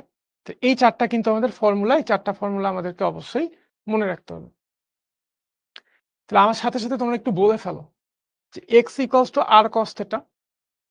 বলো, জোরে জোরে বলো, তাহলে মনে থাকবে। x equals to r cos theta, y equals to r sin theta, r equals to root over x square plus y square, r equals to root over x square plus y square, আর theta equals to tan inverse y by x। এই 4টা হচ্ছে main formula. এখন এখানে কিছু variation আছে। Variation হচ্ছে কোয়াড্রেন্টের উপর ভিত্তি করে। প্রথম বিন্দুটা কি প্রথম চতুর্ভাগে, না দ্বিতীয় চতুর্ভাগে, না তৃতীয়, না চতুর্থ চতুর্ভাগে, এটার উপর ভিত্তি করে সূত্রগুলোর ভিন্নতা হয়। তো ঠিক আছে, তো দেখো আমি এখন ভ্যারিয়েশন গুলো তোমাদের কাছে ক্লিয়ার করি। পুরা বোর্ডটাকে 4টা ভাগে ভাগ করে নিই। পুরা বোর্ডটাকে 4টা ভাগে ভাগ করে নিলাম। ঠিক আছে, একটা একটা করে খেয়াল করব, একটা একটা করে।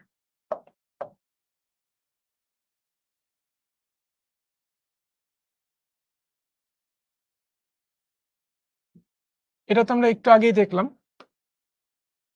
এক্স অ্যাক্সিস, ওয়াই অ্যাক্সিস, মূল বিন্দু, ওয়াই প্রাইম, এক্স প্রাইম, এটা তো একটু আগেই দেখলাম। এটা একটা বিন্দু, যারা বুঝো নাই আগেরটা তাদেরকে আরেকবার দেখাচ্ছি। এটা একটা বিন্দু যেটার কার্তেসীয় স্থানাঙ্ক হচ্ছে এক্স কমা ওয়াই, আর পোলার স্থানাঙ্ক হচ্ছে আর কমা থেটা। একই বিন্দুর স্থানাঙ্ক, সো এই দুইটা ইকুইভ্যালেন্ট। এখন এটার মানে হচ্ছে এই বিন্দুটার মূল বিন্দু থেকে দূরত্ব, কালারটা চেঞ্জ করে নিই, বিন্দুটার মূল বিন্দু থেকে দূরত্ব হচ্ছে তোমার আর, বিন্দুটার মূল বিন্দু থেকে দূরত্ব হচ্ছে আর। আমি এই বিন্দুটা থেকে এক্স অক্ষের উপরে একটা লম্ব আঁকলাম, এক্স অক্ষের উপরে একটা লম্ব আঁকলাম। ঠিক আছে, তাহলে এতটুকু হচ্ছে আমার এক্স, আর এতটুকু হচ্ছে আমার ওয়াই। এক্স ইকুয়ালস টু আমরা কি পাইছি? এক্স ইকুয়ালস টু পাইছি হচ্ছে আমরা এখান থেকে, আগের স্লাইডটা থেকে, এক্স হচ্ছে আর কস থেটা, ওয়াই হচ্ছে আর সাইন থেটা। ঠিক আছে, তাহলে এক্স হচ্ছে তোমার আর কস থেটা, আর ওয়াই হচ্ছে আর সাইন থেটা। আর এখানে থেটা কোনটা? এটা হচ্ছে থেটা, এটা হচ্ছে থেটা। তাহলে এখান থেকে theta equals to tan inverse Y by x, এটা হচ্ছে থেটার ভ্যালু। ঠিক আছে, ওকে ফাইন। ফার্স্ট কোয়াড্রেন্টের ক্ষেত্রে কোনো অসুবিধা নেই, বাট থেটার ভ্যালুটা এক এক কোয়াড্রেন্টে এক এক ভাবে ফর্মুলাটা হয়। আমি একটু ফর্মুলাটাকে দেখাই দিই। থেটার ক্ষেত্রে সেকেন্ড কোয়াড্রেন্টে থাকলে কি হয় একটু ভালো করে দেখো। বাকি সব কিছু ঠিক আছে, বাট থেটাটা একটু খেয়াল করো। সেকেন্ড কোয়াড্রেন্টে থাকলে থেটা কিরকম আচরণ করে।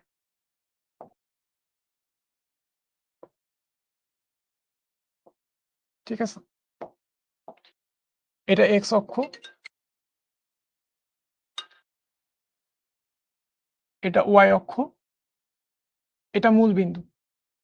ঠিক আছে, এখন এটা হচ্ছে একটা বিন্দু,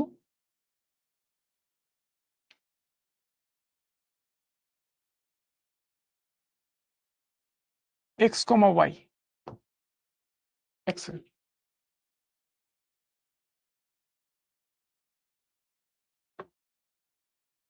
ওকে,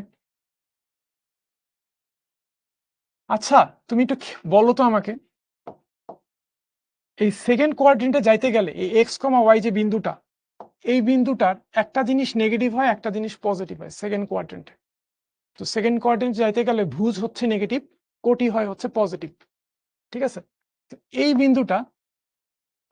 বিন্দুটা স্থানাঙ্ক হচ্ছে -x, y, এক্সটা নেগেটিভ ওয়াইটা পজিটিভ, যেহেতু এটা সেকেন্ড কোয়াড্রেন্টে আছে। এখন এই বিন্দুটা এই মেরু থেকে যে ডিস্টেন্সটা সেটা হচ্ছে r, এখান থেকে আমি এই বিন্দু এক্স অক্ষের উপরে একটা লম্ব আঁকলাম, ঠিক আছে। এইটা হচ্ছে তোমার থেটা। এটা তো থেটা না, থেটা কোনটা বলছি? থেটা বলছি হচ্ছে এইটাকে বলছি হচ্ছে আমি থেটা। তাহলে ভাই এই কোণটা কত? এই কোণটার নাম দিলাম আমি আলফা, মনে মনে এই কোণটার নাম দিলাম আমি আলফা, ঠিক আছে। এখন এই আলফার ভ্যালুটা একটু বের করি চলো, আলফা সমান, খুব ভালো করে খেয়াল করো, এই ডিস্টেন্সটা কত? এটা কিন্তু একটা সমকোণী ত্রিভুজের ভূমি। তো একটা সমকোণী ত্রিভুজের ভূমির দৈর্ঘ্য কি কখনো নেগেটিভ হয়? সমকোণী ত্রিভুজের ভূমির দৈর্ঘ্য কি কখনো নেগেটিভ হয়? ধরো এখানে -x আছে না, এখানে -5 আছে, তাহলে সমকোণী ত্রিভুজের ভূমির দৈর্ঘ্য কি কখনো -5 হবে? হবে না। সমকোণী ত্রিভুজের ভূমির দৈর্ঘ্য কিন্তু সবসময় পজিটিভ হয়। ত্রিভুজের বাহুর দৈর্ঘ্য সবসময় পজিটিভ, এইটা কিন্তু সবসময় হবে x, মানে পজিটিভ ভ্যালুটা। তো এইটার পরম মানটা, মানে এখানে যেটাই থাকুক তার পরম মানটা হচ্ছে আমার এটার ডিস্টেন্সটা, কারণ দূরত্ব সবসময় পজিটিভ হয়, ঠিক আছে। তাহলে ধরলাম আমি এই ভ্যালুটা হচ্ছে আমার x, এই ভ্যালুটা হচ্ছে y তো পজিটিভ, তাহলে এখান থেকে এই আলফাটা কত হবে? ট্যান আলফা মানে হচ্ছে লম্ব বাই ভূমি, তো আলফা হচ্ছে ট্যান ইনভার্স লম্ব বাই ভূমি, এটা হচ্ছে আলফা, ঠিক আছে। ট্যান ইনভার্স লম্ব বাই ভূমি। কিন্তু এখানে কিন্তু আবার এই যে এটা নেগেটিভ থাকতে পারে, যেহেতু নেগেটিভ থাকতে পারে তাহলে আমরা একটা কাজ করি, পুরাটার সাথে একটা পরম মান নিয়ে নিই, মানে এখানে নেগেটিভ পজিটিভ যাই থাকুক না কেন, মডুলাস সাইন বা পরম মানের কাজ হচ্ছে নেগেটিভটাকে পজিটিভ করে ফেলবে, ঠিক আছে। পরম মানের কাজ হচ্ছে মাইনাসকে প্লাস করে, আর প্লাসকে কি করে? পরম মান মাইনাসকে প্লাস করে, আর প্লাসকে কি করে? প্লাসকে মাইনাস করে না, প্লাসকে মাইনাস করে না, প্লাসকে প্লাসই রাখে। পরম মান মাইনাসকে প্লাস করে আর প্লাসকে প্লাসই রাখে। তাহলে এইটা হচ্ছে ভূমি, এটা হচ্ছে লম্ব। তো ভূমিটাকে আমি লম্ব ভাগ ভূমি করলাম, আর এখানে প্লাস মাইনাসের যাতে কোনো ভেজাল না থাকে এই কারণে আমি এটা পরম মান নিলাম। এখানে আলফার ভ্যালুটা কিন্তু চলে আসলো যে ট্যান ইনভার্স y/x, এটার সাথে পরম মান আছে। তাহলে তোমরা আমাকে বলো তো এই পুরাটা কি পাই না? এই পুরাটা কিন্তু পাই। এখান থেকে যদি পুরাটা ঘুরে আসতা তাহলে কিন্তু পাই। তাহলে থেটা সমান কি আসতেছে? থেটার ভ্যালুটা কি আসতেছে আমাকে একটু কমেন্টে লিখে জানাতে পারবা? এই পুরাটা হচ্ছে পাই থেকে আলফা বিয়োগ, তাহলে পাই মাইনাস আলফা মানে হচ্ছে ট্যান ইনভার্স y/x, দেখো এখানে থেটার ভ্যালুটা দেখো, পাই মাইনাস ট্যান ইনভার্স y/x। এই আলফার ভ্যালুটা বের করে রাখছি সুবিধার জন্য, থেটা ইকুয়ালস টু পাই মাইনাস ট্যান ইনভার্স y/x। দেখো এই জিনিসটা বুঝছি কিনা, ঠিক আছে। এই জিনিসটা বুঝলে ভাইকে একটু ক্লিয়ার লিখে দিও।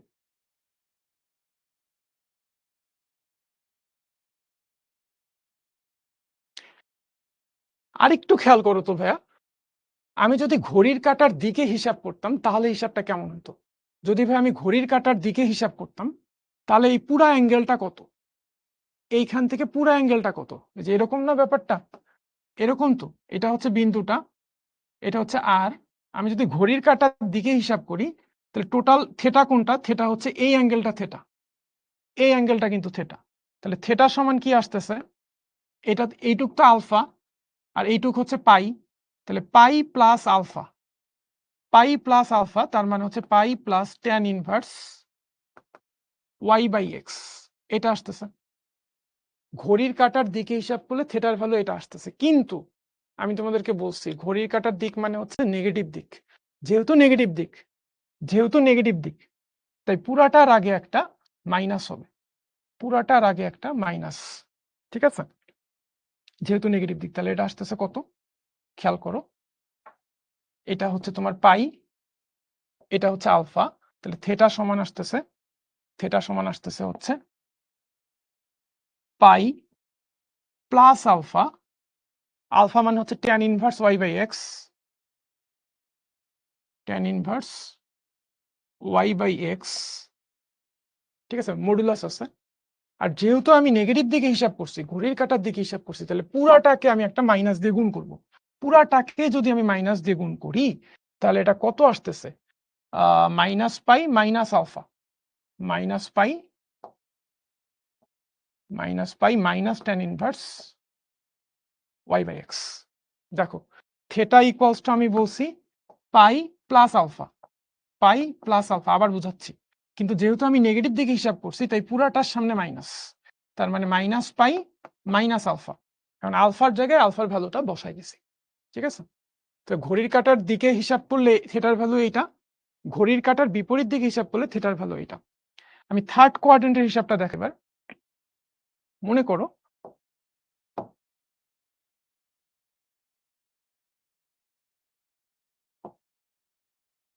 এটা হচ্ছে এক্স অক্ষ, এটা মূল বিন্দু, এটা ওয়াই অক্ষ। এখন এইখানে একটা বিন্দু আছে, বিন্দুটা হচ্ছে স্থানাঙ্ক হচ্ছে এক্স কমা ওয়াই, বিন্দুটা স্থানাঙ্ক এক্স কমা ওয়াই, এটা কার্তেসীয় স্থানাঙ্ক, আর এটা পোলার স্থানাঙ্ক হচ্ছে আর কমা থেটা, পোলার স্থানাঙ্ক আর কমা থেটা। এখন ভালো করে খেয়াল করবো, ঠিক আছে? আপাতত ভাই কমেন্ট না করি, দেখে যাই, বুঝে যাই। এটা যোগ করলাম, বুঝতেই পারতেছো এটা হচ্ছে তোমার আর। তো আমি করব কি, এই বিন্দুটা থেকে এক্স অক্ষের উপরে একটা লম্ব আঁকলাম, বিন্দুটা থেকে এক্স অক্ষের উপরে একটা লম্ব আঁকলাম। যেহেতু ভাই এটা কিন্তু থার্ড কোয়াড্রেন্ট, থার্ড কোয়াড্রেন্টে কিন্তু সবকিছুই ভুজও নেগেটিভ কোটিও নেগেটিভ, তাহলে এটাও নেগেটিভ হবে এটাও নেগেটিভ হবে। থার্ড কোয়াড্রেন্টে ভুজ কোটি দুইটাই নেগেটিভ হয়, ঠিক আছে? তাহলে এই কোণটাকে যদি ভাই আমি আলফা বলি, আমাকে বলো তো আলফা সমান কি হবে? আলফা সমান কিন্তু always tan inverse modulus of Y by x, যেহেতু দুইটাই নেগেটিভ, মাইনাসে মাইনাসে ওয়াইও নেগেটিভ এক্সও নেগেটিভ, থার্ড কোয়াড্রেন্ট, মাইনাসে মাইনাসে প্লাস হয়ে যাবে। আবার একটা সতর্কতা হিসেবে একটা পরম মানও আছে, তো মাইনাস থাকলে এটাকে প্লাস করে ফেলবে। যেহেতু এটা একটা সমকোণী ত্রিভুজ, সমকোণী ত্রিভুজের বাহুর দৈর্ঘ্য সবসময় পজিটিভ হয়, আর এই কারণেই এখানে আমার এই পরম মান চিহ্নটা আনা, যাতে করে আমার এটা পজিটিভ থাকে। এটা হচ্ছে আলফার ভ্যালু। তাহলে থেটা কোনটা ভাই? থেটা হচ্ছে এই পুরাটা, এটা হচ্ছে থেটা। তাহলে এখান থেকে থেটা সমান তুমি কি পাচ্ছ? Pi plus alpha, pi plus alpha, alpha মানে হচ্ছে এইটা tan inverse Y by x, pi plus alpha, আলফার ভ্যালুটা একবারে বসাই দিলাম, এটাই হচ্ছে theta, pi plus tan inverse Y by x. ঠিক আছে, আমরা তো পজিটিভ দিকে হিসাব করলাম, ঘড়ির কাঁটার বিপরীত দিকে হিসাব করলাম। যদি ঘড়ির কাঁটার দিকে হিসাব করি তাহলে এইটা হচ্ছে তোমার থেটা, যদি ঘড়ির কাঁটার দিকে হিসাব করি, ঠিক আছে? এইটা হচ্ছে থেটা। তাহলে থেটার ভ্যালু কি হবে? পাই মাইনাস আলফা, পুরাটা পাই, আলফা বিয়োগ করলেই কিন্তু পাই মাইনাস আলফা। তাহলে থেটা সমান হচ্ছে pi minus alpha, pi minus alpha, আলফার ভ্যালু হচ্ছে tan inverse Y by x, pi minus alpha. ঠিক আছে, কারণ এই পুরাটাকে আমি একটা মাইনাস দিয়ে কেন গুণ করলাম? কেন গুণ করলাম? কারণ যেহেতু ঘড়ির কাঁটার দিকে হিসাব করছি, ঘড়ির কাঁটার দিকটা হচ্ছে নেগেটিভ দিক, আর নেগেটিভ দিকে হিসাব করলে সামনে একটা মাইনাস দিতে হয়। এই মাইনাসটা মিন করে ঘূর্ণনটা হয়েছে নেগেটিভ দিকে, ঘড়ির কাঁটার দিকে। মাইনাস কি মিন করে? মাইনাস মিন করে হচ্ছে ঘূর্ণনটা ঘটছে হচ্ছে ঘড়ির কাঁটার দিকে, ঘড়ির কাঁটার দিকে বা নেগেটিভ দিকে। তাহলে এটা কি আসতেছে? এটা আসতেছে minus pi plus tan inverse Y by x. ঠিক আছে, তাহলে ঘড়ির কাঁটার দিকে হিসাব করলে থেটা হচ্ছে এইটা, ঘড়ির কাঁটার বিপরীত দিকে হিসাব করলে থেটা হচ্ছে এটা। ওকে, এবার লাস্ট হচ্ছে ফোর্থ কোয়াড্রেন্ট। ফোর্থ কোয়াড্রেন্ট, তো ফোর্থ কোয়াড্রেন্টে খেয়াল করো,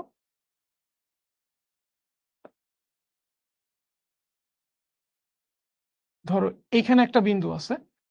তো ফোর্থ কোয়াড্রেন্টে কি হয়? ভুজ পজিটিভ হয়, ভুজ পজিটিভ হয় কিন্তু কোটি নেগেটিভ হয়, কোটি হয় নেগেটিভ। ভুজ পজিটিভ কিন্তু কোটি কিন্তু নেগেটিভ ফোর্থ কোয়াড্রেন্টে। এখন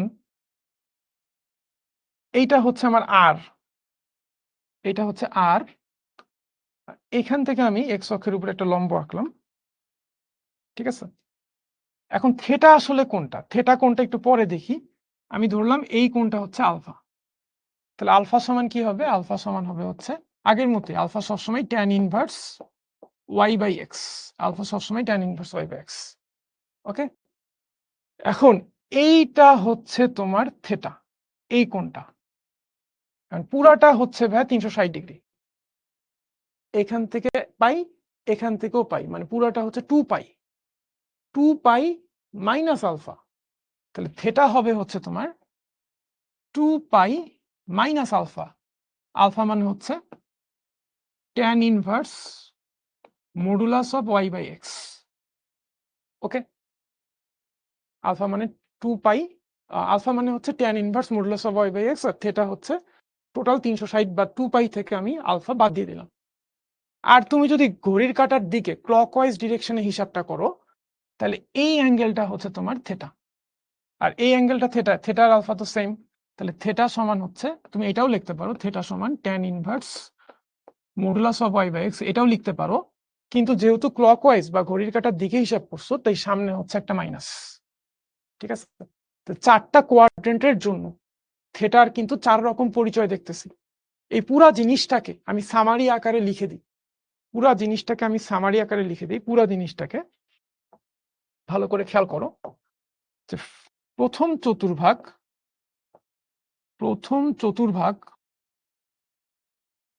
চতুর্ভাগের জন্য থেটা হচ্ছে কত? থেটা হচ্ছে tan inverse Y by X, tan inverse Y by x. এবার আসো দ্বিতীয় চতুর্ভাগ, থেটা সমান, দ্বিতীয় চতুর্ভাগে থেটা সমান এই যে pi minus tan inverse modulus of Y by x, pi minus tan inverse modulus of Y by x. ঠিক আছে, আবার দ্বিতীয় চতুর্ভাগে থেটা কিন্তু এটাও হইতে পারে minus pi minus tan inverse Y by x, এটাও কিন্তু হইতে পারে। সো এটাও লিখে রাখি, এটাও হইতে পারে minus pi minus tan inverse modulus of Y by x. এবার আসো তৃতীয় চতুর্ভাগ, থেটা সমান কি হবে তৃতীয় চতুর্ভাগে? Pi plus tan inverse Y by x, pi plus tan inverse Y by x, pi plus tan inverse Y by x. আবার তৃতীয় চতুর্ভাগে কিন্তু আরেকটা আছে যে minus pi plus tan inverse Y by x, এটাও লিখে দিই। আরেকটা আছে হচ্ছে minus pi plus tan inverse Y by x. আর এটা আছে তোমার চতুর্থ চতুর্ভাগ। ঠিক আছে, চতুর্থ চতুর্ভাগের ক্ষেত্রে থেটা সমান কি আসতেছে? একটা আসতেছে 2 pi minus tan inverse Y by x, এটা হচ্ছে পজিটিভ দিকে অ্যান্টি ক্লকওয়াইজ দিকে, আর নেগেটিভ দিকে বা ক্লকওয়াইজ দিকে হচ্ছে এটা 2 pi minus tan inverse Y by x, 2 pi minus tan inverse Y by x, আর যদি ক্লকওয়াইজ ডিরেকশনে ঘড়ির কাঁটার দিকে নাও তাহলে minus tan inverse Y by x. দেখো ট্যান ইনভার্স যে অনুপাতটা আছে সবগুলোর সাথেই পরম মান আছে, প্রথমটাতে পরম মান না থাকায় দেখতে একটু ওয়ার্ড লাগতেছে, একটু ব্যতিক্রম লাগতেছে। তো তোমরা যদি চাও যে এখানে একটা পরম মান দিবা তাহলে কোনো অসুবিধা নেই, যদিও দেওয়ার দরকার নেই, আর সবগুলোর সাথে মিল রাখার জন্য চাইলে এখানে একটা পরম মান দিতে পারো। ঠিক আছে, ওকে ওকে, তাহলে এই পর্যন্ত আমি বুঝাইলাম, খুবই ইম্পর্টেন্ট একটা কনসেপ্ট বুঝানো হলো। অনেকেই ভাইয়া কমেন্ট করতেছো, ভাই কমেন্ট যায়, কমেন্ট করতেছেন না কেন ভাইয়া? এখানে হাজার হাজার 1000-এর উপরে স্টুডেন্ট আছে, প্রত্যেকেই কমেন্ট করতেছে, এত কমেন্ট আসতেছে যে কোনো কমেন্টই পড়া হচ্ছে না। আমি সব কমেন্ট পড়বো না, 1.5 ঘন্টার ক্লাসে আমি যদি আধা ঘন্টা কমেন্ট পড়ে নষ্ট করি তাহলে এটা আসলে ক্লাসটা ফ্রুটফুল হবে না। সো আমি যেভাবে বুঝাবো, আমি বুঝানোর পরে আর তোমার কোনো প্রশ্ন থাকবে না আশা করি। ঠিক আছে? সো খুব ভালো করে কমেন্ট না করে বুঝার চেষ্টা করো যে বুঝছো কিনা। এবার তুমি আমাকে বলো যদি সবাই ঠিকঠাক বুঝে থাকো, যারা ক্লিয়ারলি বুঝছো ভাইয়াকে একটু ক্লিয়ার লিখে জানাই দিও। এখন এই সূত্রগুলো যখন আমি ম্যাথে এপ্লাই করব তখন দেখবে ইজি লাগতেছে ব্যাপারগুলো। ঠিক আছে? ঠিক আছে?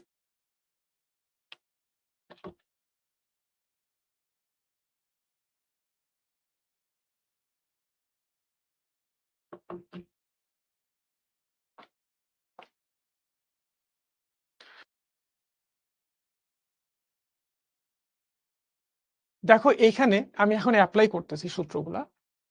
তো এক্সাম্পল 1 বলছে কার্তেসীয় স্থানাঙ্ক থেকে পোলার স্থানাঙ্ক নির্ণয় করো।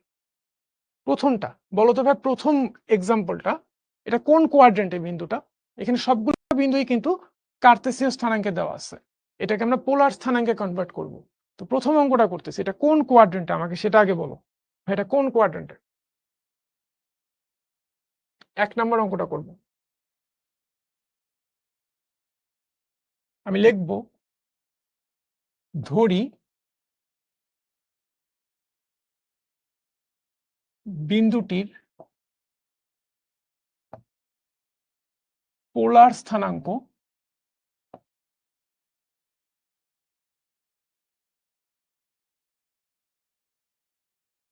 আর কমা থেটা। ধরি বিন্দুটার পোলার স্থানাঙ্ক আর কমা থেটা। ঠিক আছে? তাহলে আমার কাজ হচ্ছে এখন আর এর ভ্যালু বের করা আর থেটার ভ্যালু বের করা। আর এর ভ্যালু বের করার একটা সূত্র লিখছিলাম, মনে আছে? আর এর ভ্যালু বের করা এই যে সূত্রটা, √(x² + y²। এই সূত্রটা আমরা এখন ইউজ করব, যে আর সমান √(x² যোগ y²। ঠিক আছে? এখন x এর ভ্যালু 3, y এর ভ্যালু √3। ভ্যালুটা বসাই দিব। x এর ভ্যালু 3, তার উপরে স্কোয়ার, y এর ভ্যালু √3, তার উপরে স্কোয়ার।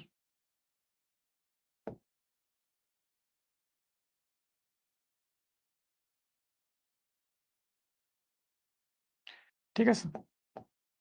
এইটা আসো এবার 3 3 9, আর এটা হচ্ছে এটা হচ্ছে 9, এটা হচ্ছে 3। 3² 9, এটা √3² মানে 3। তাহলে এটা হচ্ছে 12, √12। √12 মানে হচ্ছে 4 × 3। ঠিক আছে? 3 4 12, তাহলে এটা আসতেছে 2√3। কি আসতেছে? 2√3। ওকে, আর এর ভ্যালু আসতেছে 2√3। এবার আমার থেটার ভ্যালু বের করতে হবে। থেটার ভ্যালু প্রথম চতুর্ভাগে থাকলে থেটা সমান কি? প্রথম চতুর্ভাগে থাকলে থেটা হচ্ছে tan inverse modulus of y/x। তাহলে মডুলাস দিতেও পারো, নাও দিতে পারো, সবার সাথে মিল রাখার জন্য লিখছিলাম। থেটা সমান হচ্ছে tan inverse modulus of y/x। প্রথম চতুর্ভাগে যেহেতু আছে, তাহলে tan ইনভার্স y/x। y হচ্ছে √3, x হচ্ছে 3। √3/3 পুরোটা কাটাকাটি করলে এটা আসবে হচ্ছে tan ইনভার্স 1/√3। হ্যাঁ, √3 আর 3 কাটাকাটি করলে 1/√3, যেহেতু পুরোটা পজিটিভ মডুলাস উঠাই দিলেও পজিটিভই থাকবে। tan ইনভার্স 1/√3 মানে কত? 30 ডিগ্রি, তাই না? tan 30 ডিগ্রি ভ্যালু হচ্ছে 1/√3। 30 ডিগ্রি বা π/6, 30 ডিগ্রিও লিখতে পারো, π/6ও লিখতে পারো। থিটা সমান π/6 আসতেছে। অতএব লিখবো, অতএব বিন্দুটির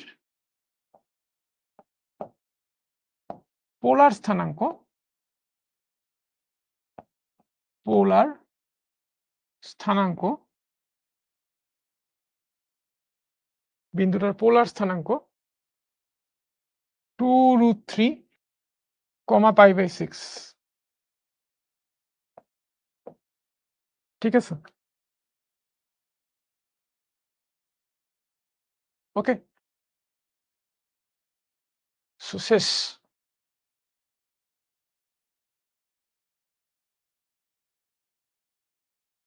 সো অঙ্কটা কারা কারা ভালো করে বুঝতে পারছি তারা তারা আমাকে একটু কমেন্টে ওকে লিখে দাও।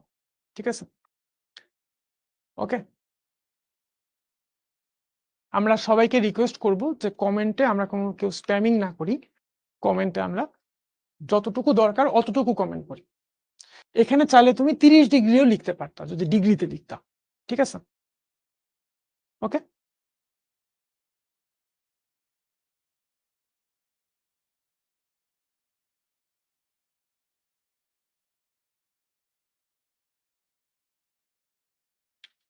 আমরা আরেকটা অঙ্ক করি, পরের অঙ্কটা করি দেখো।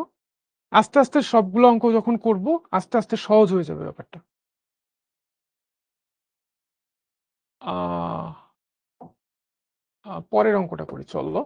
পরের অঙ্কটা হচ্ছে -1, √3 -1, √3 কি ব্যাপার এত ফোন আসতেছে? আচ্ছা, -1, √3 2 নাম্বার অঙ্কটা।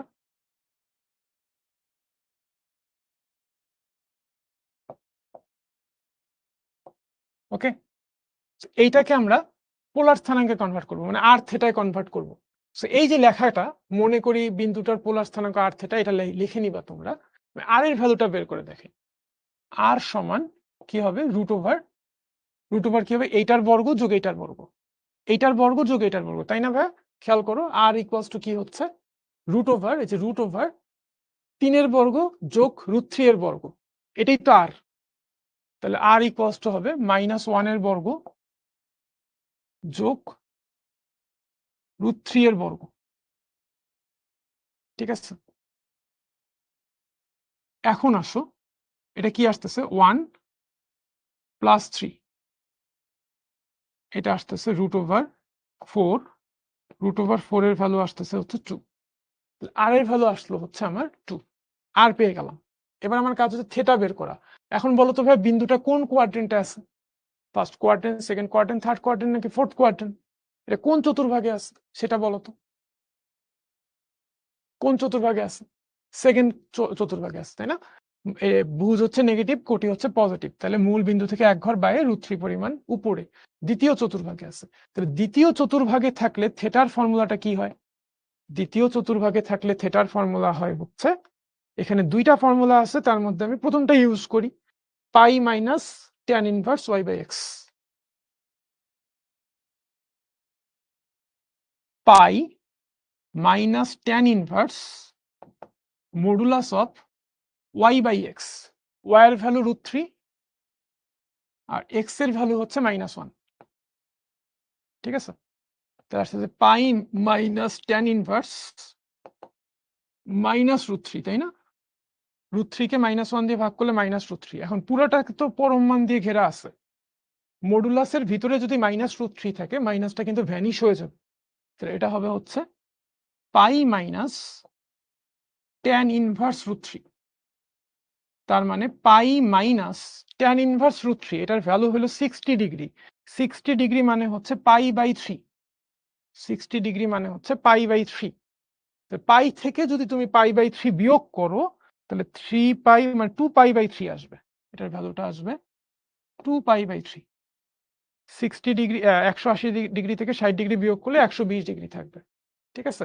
তাহলে আমার বিন্দুটার, এই বিন্দুটার পোলার স্থানাঙ্ক কত হচ্ছে? পোলার স্থানাঙ্ক হচ্ছে তোমার 2, 2 পাই/3।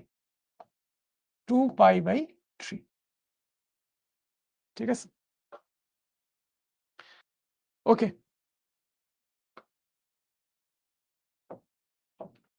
গেল। এখন বলো তো, এই অঙ্কটা কারা কারা ক্লিয়ারলি বুঝছি? তাকে একটু ক্লিয়ার লিখে জানায় দাও। যারা যারা ক্লিয়ারলি বুঝছো অঙ্কটা, ভাগে একটু ক্লিয়ার লিখে জানায় দাও। ঠিক আছে? ভাই 120 ডিগ্রি লেখা যাবে না? হ্যাঁ ভাই, 120 ডিগ্রিও লেখা যাবে। তুমি চাইলে 2, 120 ডিগ্রিও লিখতে পারতে। 120 ডিগ্রি লিখলে এখানে পাই লিখা যাবে না, তখন এখানে 180 ডিগ্রি লিখতে হবে। এটা কিন্তু তখন 180 ডিগ্রি লিখতে হবে। ঠিক আছে? একই জিনিস। 3 নাম্বার ম্যাথটা চলো।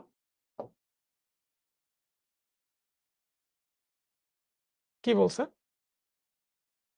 এইটা করব। -4, -4, -4,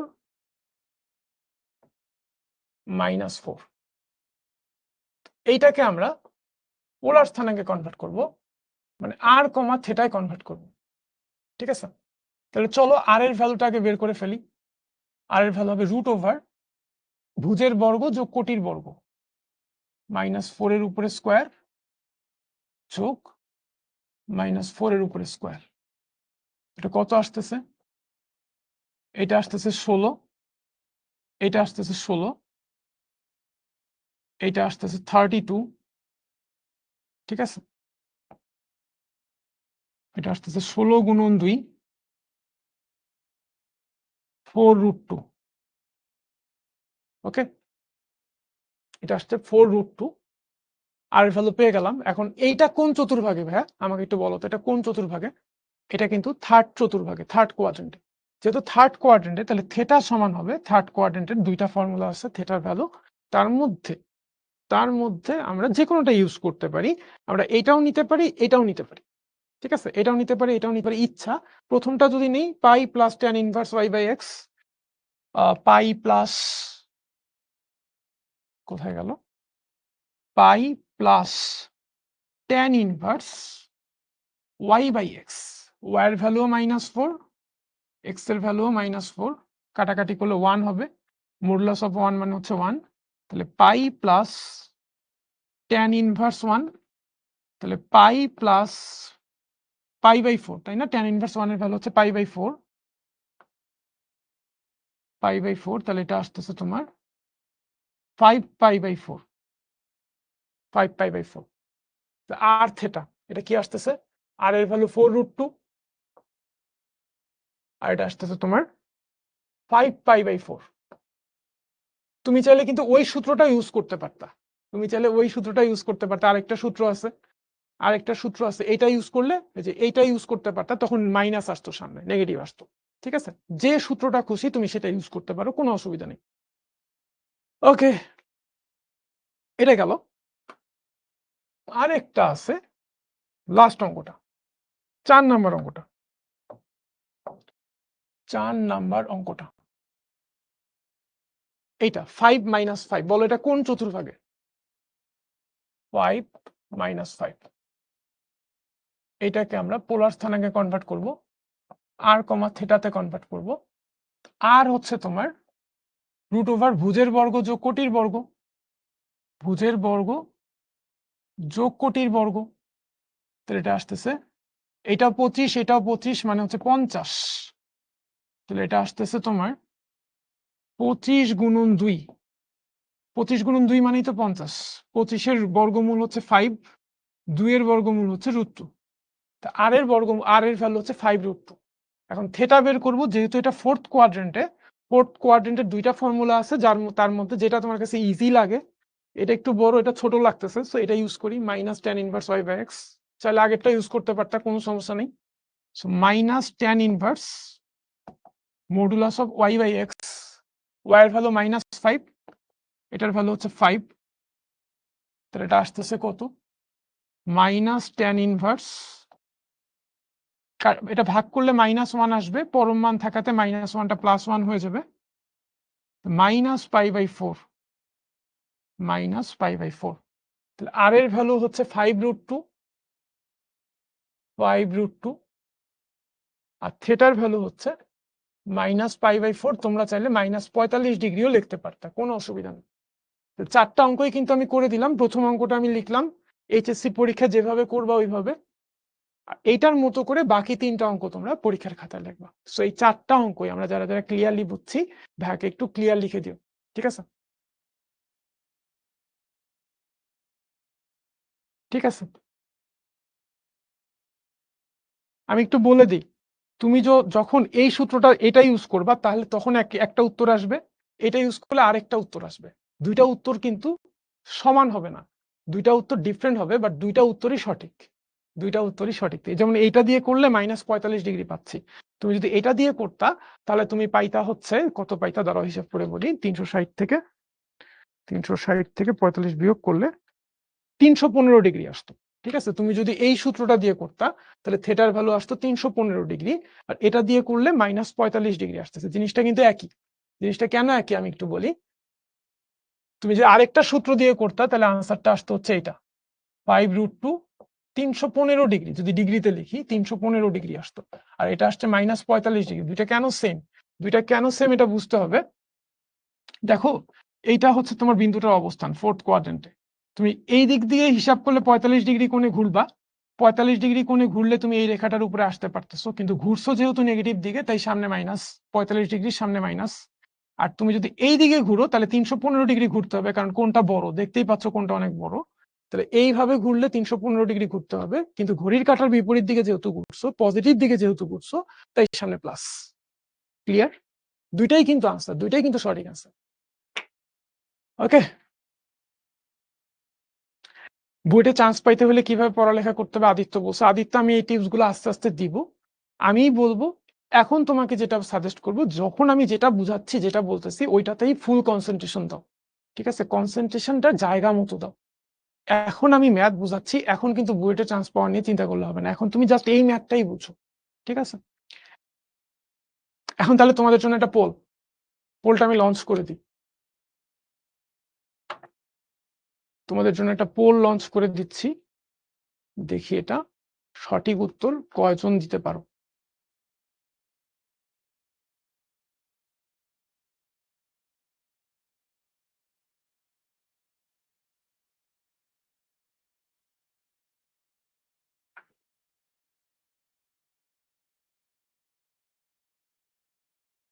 ঠিক আছে, এই যে একটা বিন্দু, এই বিন্দুটার পোলার স্থানাঙ্ক নিচের কোনটা, এটা হচ্ছে প্রশ্ন। বিন্দুটার পোলার স্থানাঙ্ক কোনটা? ঠিক আছে, চারটা অপশন আছে, সঠিক অপশনটা তোমরা সিলেক্ট করবা। দেখো স্ক্রিনে একটা পোল চলে আসছে, যেটা তোমার কাছে সঠিক মনে হচ্ছে সেটাকে ফিল আপ করে দাও, ক্যালকুলেশন করে নিও। আগে দেখবা যে বিন্দুটা কোন চতুর্ভাগে, ওই চতুর্ভাগের জন্য আমাদের ফর্মুলা কি ছিল, ফর্মুলাও দেখাই দিতেছি। এটা যেহেতু তৃতীয় চতুর্ভাগে, তাহলে তৃতীয় চতুর্ভাগের ফর্মুলা হচ্ছে pi plus tan inverse Y by x, অথবা minus pi plus tan inverse Y by x. ঠিক আছে, pi plus tan inverse Y by x অথবা minus pi plus tan inverse Y by x. ওকে,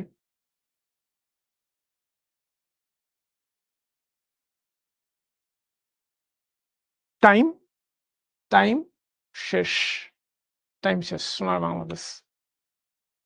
ওকে, শেষ করে দিলাম। দেখো, এখানে ফার্স্ট আমার আর এর ভ্যালু বের করতে হবে। আর হবে কি, রুট ওভার এটার বর্গ মাইনাস 2 এর বর্গ যোগ মাইনাস রুট 2 এর বর্গ।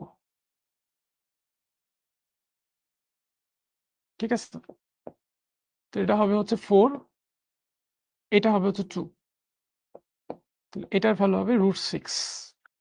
ওকে, আর এর ভ্যালু √6। এখন বিন্দুটা কোথায় আছে দেখো, একটু গ্রাফে যদি দেখাই আমি, বিন্দুটা হচ্ছে দুইটাই নেগেটিভ, 2 ঘর বাইরে √2 পরিমাণ নিচে, √2 পরিমাণ নিচে, যেহেতু দুইটাই নেগেটিভ, -2 -√2, এটা হচ্ছে বিন্দুটা। এই বিন্দুটা মূল বিন্দু থেকে এতটুকু দূরত্বে আছে, এটাই হচ্ছে আর। এখানে আর এর ভ্যালু আসছে হচ্ছে √6। এখন তুমি এই অ্যাঙ্গেলটা যদি হিসাব করো ভাইয়া, এই অ্যাঙ্গেলটা যদি হিসাব, চিত্র থেকে করলে অঙ্কটা আরো সহজ হয়ে যায়, বোঝাটা সহজ হয়, ভিজুয়ালাইজ করা সহজ হয়। সূত্র দিয়ে তো করতেই পারবা, আগের অঙ্কটা আমি সূত্র দিয়ে করছি, যেমন এই থার্ড কোয়াড্রেন্টের অঙ্কটা সূত্র দিয়ে তো তুমি থিটার ভ্যালু বের করতেই পারবা।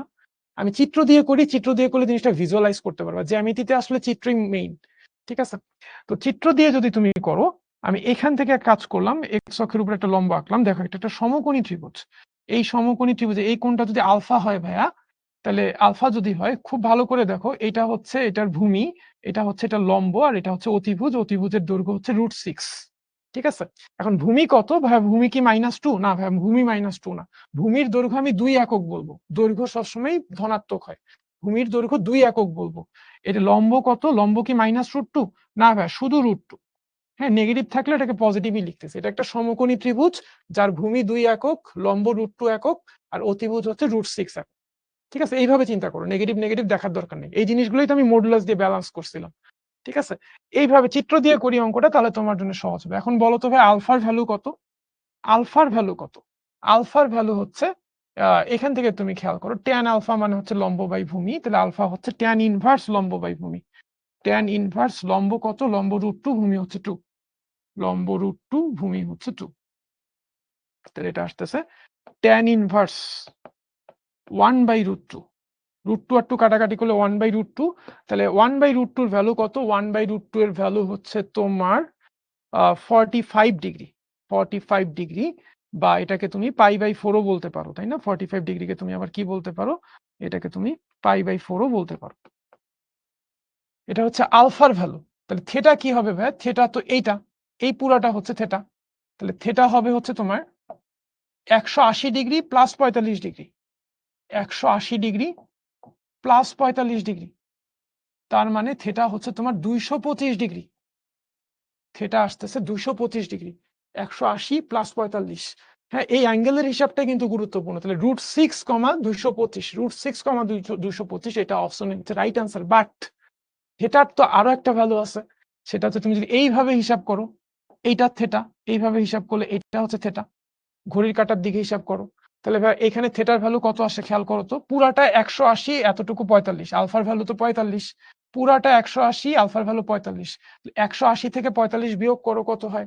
180 থেকে 45 বিয়োগ করলে হচ্ছে 135, 135 ডিগ্রি হয়। তাহলে এই কোণটা হচ্ছে 135 ডিগ্রি। কিন্তু এই কোণটা কি নেগেটিভ দিকে নাকি পজিটিভ দিকে সেটা আমাকে বলো। এই অ্যাঙ্গেলটা নেগেটিভ দিকে নাকি পজিটিভ দিকে? অ্যাঙ্গেলটা কি ঘড়ির কাঁটার দিকে? হ্যাঁ, ঘড়ির কাঁটার দিকে, তার মানে নেগেটিভ দিকে। আর ঘূর্ণনের দিক বোঝানোর জন্য, ঘূর্ণনের দিক বোঝানোর জন্য সামনে একটা মাইনাস, তাহলে এইটাও রাইট আনসার। ঠিক আছে, আরেকবার খেয়াল করো, তুমি যদি এটা ইয়েতে হিসাব করতা, রেডিয়ানে হিসাব করতা, তাহলে এই পুরাটা হচ্ছে পাই, আর এতটুকু হচ্ছে π/4। হ্যাঁ, তাহলে 180 ডিগ্রি মানে হচ্ছে পাই, আর 45 ডিগ্রি মানে হচ্ছে π/4। তাহলে যদি যোগ করো তাহলে দেখবা 5π/4 আসতেছে। 5π/4, 225 ডিগ্রি আর 5π/4 কিন্তু সেম। আর তুমি যদি ক্লকওয়াইজ ডিরেকশনে হিসাব করো তাহলে থেটা 135 ডিগ্রি, কিন্তু ঘূর্ণনের দিক বোঝানোর জন্য সামনে একটা মাইনাস। মাইনাস কি মিন করে? মাইনাস মিন করে তুমি ঘুরছো উল্টা দিকে, ঘড়ির কাঁটার দিকে ঘুরছো, নেগেটিভ দিকে ঘুরছো। ঠিক আছে, তাহলে এইটাও right answer. So ultimate right answer হচ্ছে অপশন ডি। ওকে, লিডার বোর্ডের প্রথম 5 জনের নাম পড়বো, যারা যারা সবার আগে সঠিক অ্যান্সার দিয়েছে। এরকম 5 জনের মধ্যে প্রথমে আছে ফারহান হোসেন রানা, ফাতেমা তহিরা, আফসোনা আফসোনা জেনোমি, নামগুলো একটু অদ্ভুত অদ্ভুত লাগতেছে, নিঝুম চন্দ্রনাথ এবং জুমন দাস শুভ। ওকে ফাইন, 5টা নাম পড়ে দিলাম। সবার নাম পড়তে পারলে আরো ভালো লাগতো। ঠিক আছে, এখন আমাকে বলো তো কেমন লাগতেছে? এইচএসসি শুরু করলাম চ্যাপ্টার 3 সরল লেখা দিয়ে, সরল লেখা একদম বেসিক পড়ালেখা করতেছি। খুবই কঠিন লাগতেছে নাকি মোটামুটি সহজ বোঝা যায়? কেমন লাগতেছে কি সেটা বলো।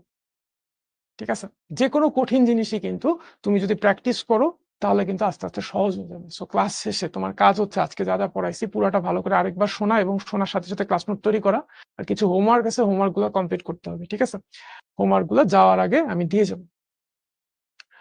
এইটা আরেকটা পোল লঞ্চ করে দিই, দেখি এটা কেমন পার। আরেকটা পোল লঞ্চ করে দিচ্ছি, এটার আনসার বলবো।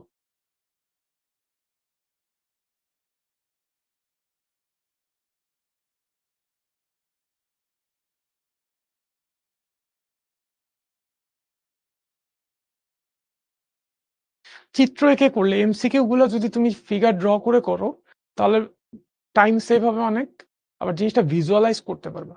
ঠিক আছে, ভিজুয়ালাইজ করতে যদি পারো, জিনিসটা যদি চোখের সামনে দেখতে পারো, তাহলে অঙ্কগুলো তোমার কাছে অনেক মজা লাগবে। সো এই কারণে কিন্তু আগেরটা আমি ছবি এঁকে করাইলাম, আমি ছবি না এঁকেও করতে পারতাম।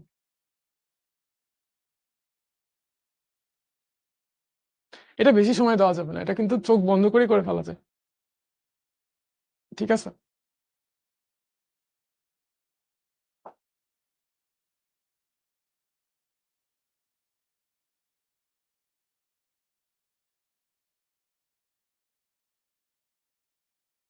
ওকে, টাইম শেষ করে দিই। দেখো, একটা ছবি আঁকলে একদমই ইজি। -5,0, তার মানে হচ্ছে মূল বিন্দু থেকে 5 ঘর বায়ে, হ্যাঁ, -5,0, এটা যেহেতু 0 তার মানে এক্স অক্ষের উপরে, এটাই হচ্ছে আমাদের বিন্দুটা। তাহলে ভাই আর কোনটা হবে? আর হচ্ছে ভাইয়া এই বিন্দুটার মেরু থেকে দূরত্ব। ঠিক আছে, তাহলে আর হচ্ছে তোমার এই এই ডিসটেন্সটাই কিন্তু আর। বলো তো আর এর ভ্যালু কত? এটা যেহেতু দূরত্ব, এটাই তো আর। ঠিক আছে, এই বিন্দুটা আমার মেরু থেকে কতটুকু দূরে আছে সেটাই হচ্ছে আর। আর দূরত্ব যেহেতু সবসময় পজিটিভ হয়, 5 ঘর বাইরে থাকলে আছে, এই কারণে এটা ভুজ -5, দূরত্ব সবসময় পজিটিভ, এটা 5 ঘর বাইরে আছে।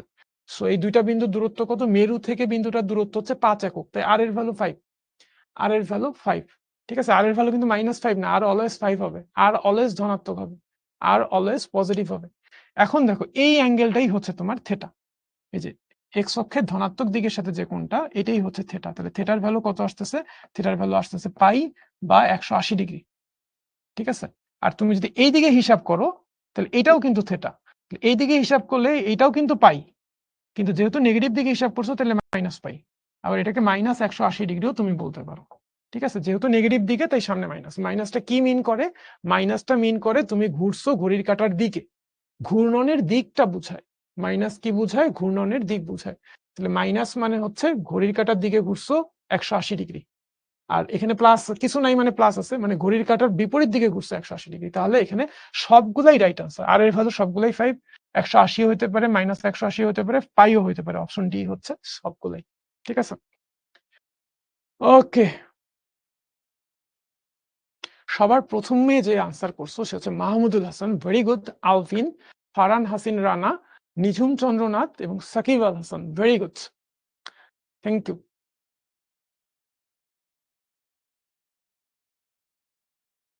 এইবার উল্টাটা করব। এতক্ষণ আমরা কার্তেসীয় থেকে পোলার করছি, ছিল কার্তেসীয়, করছি পোলার। এখন আমরা পোলার স্থানাঙ্ক থেকে কার্তেসীয় স্থানাঙ্কে কনভার্ট করব। তো প্রথমটা দেখো, পোলার স্থানাঙ্ক থেকে কার্তেসীয় স্থানাঙ্ক নির্ণয় করে 1 নাম্বারটা।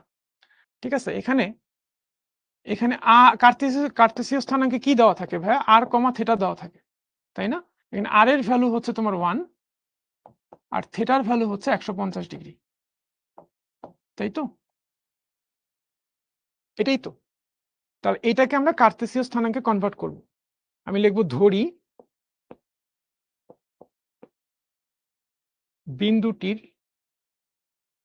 কার্তেসীয় স্থানাঙ্ক x, y। কার্তেসীয় স্থানাঙ্ক x, y, এটা ধরে নিলাম। ঠিক আছে? এখন x আর y এর ভ্যালু বের করব, এটা হচ্ছে আমার টার্গেট। এখন x সমান আমরা কি শিখছিলাম? মনে আছে ফর্মুলা? x শিখছিলাম হচ্ছে r cos θ।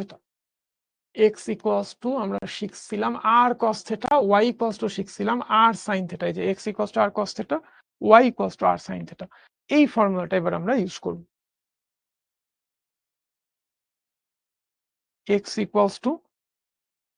r cos θ, এখানে r এর ভ্যালু 1, থিটার ভ্যালু 150, 1 cos 150 ডিগ্রি। এখন ক্যালকুলেটর দিলেই আনসার চলে আসবে। 1 দিয়ে গুণ করলে তো এটাই আসবে, 100 cos 150ই আসবে। 1 ইন্টু cos 150 কে আবার লেখা যায় 180 ডিগ্রি বিয়োগ 30 ডিগ্রি। এখন 180 ডিগ্রি বিয়োগ 30 ডিগ্রি এটা কোন কোয়াড্রেন্ট ভাইয়া? 180 ডিগ্রি বিয়োগ 30 ডিগ্রি, 180 ডিগ্রি বিয়োগ 30 ডিগ্রি, এটা হচ্ছে সেকেন্ড কোয়াড্রেন্ট। সেকেন্ড কোয়াড্রেন্টে cos কিন্তু নেগেটিভ, সেকেন্ড কোয়াড্রেন্টে cos হচ্ছে নেগেটিভ। তাহলে এটা হচ্ছে তোমার মাইনাস cos, ঠিক আছে, 30 ডিগ্রি। তাহলে এটার ভ্যালু আসতেছে cos 30 ডিগ্রি ভ্যালু কত? cos 30 ডিগ্রি ভ্যালু হচ্ছে √3/2, √3/2। এটা x এর ভ্যালু পাইলাম মাইনাস √3/2। এবার আমরা y এর ভ্যালু বের করব। y এর ভ্যালু বের করি, y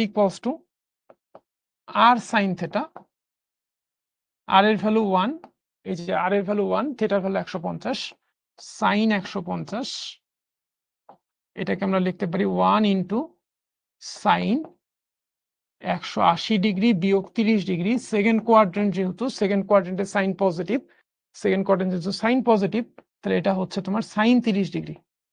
সাইন 30 ডিগ্রি মানে হচ্ছে তোমার হাফ। ঠিক আছে? সাইন 30 ডিগ্রি মানে হাফ। তাহলে এই বিন্দুটার কার্তেসীয় স্থানাঙ্ক কত হচ্ছে? বিন্দুটার কার্তেসীয় স্থানাঙ্ক হচ্ছে তোমার মাইনাস √3/2, হাফ। ঠিক আছে? অতএব বিন্দুটির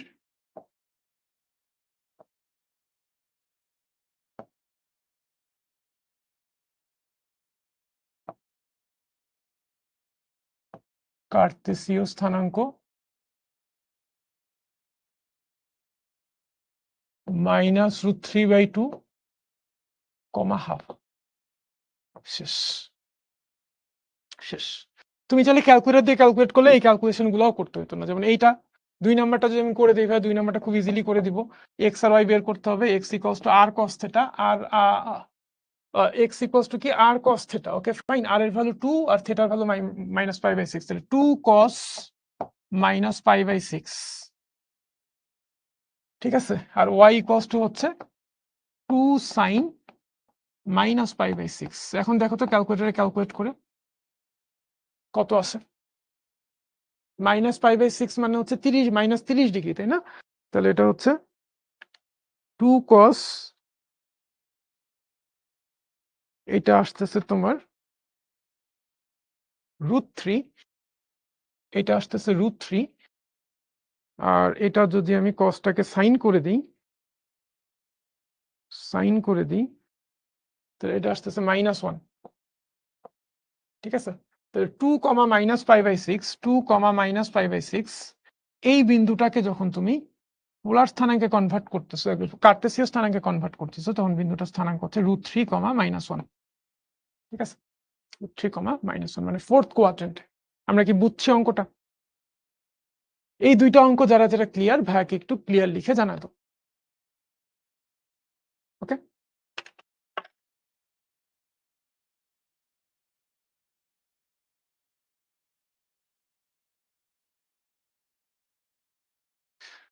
আজকে ক্লাসে যা যা পড়াবো, যতগুলো স্লাইড আছে তার অর্ধেকটা স্লাইডও এখনো শেষ হয়নি।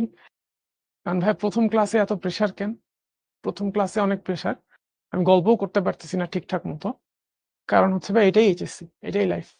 সো শুরু থেকে আমি বুঝাই দিতে চাই রিয়েলিটি এটাই, ঠিক আছে।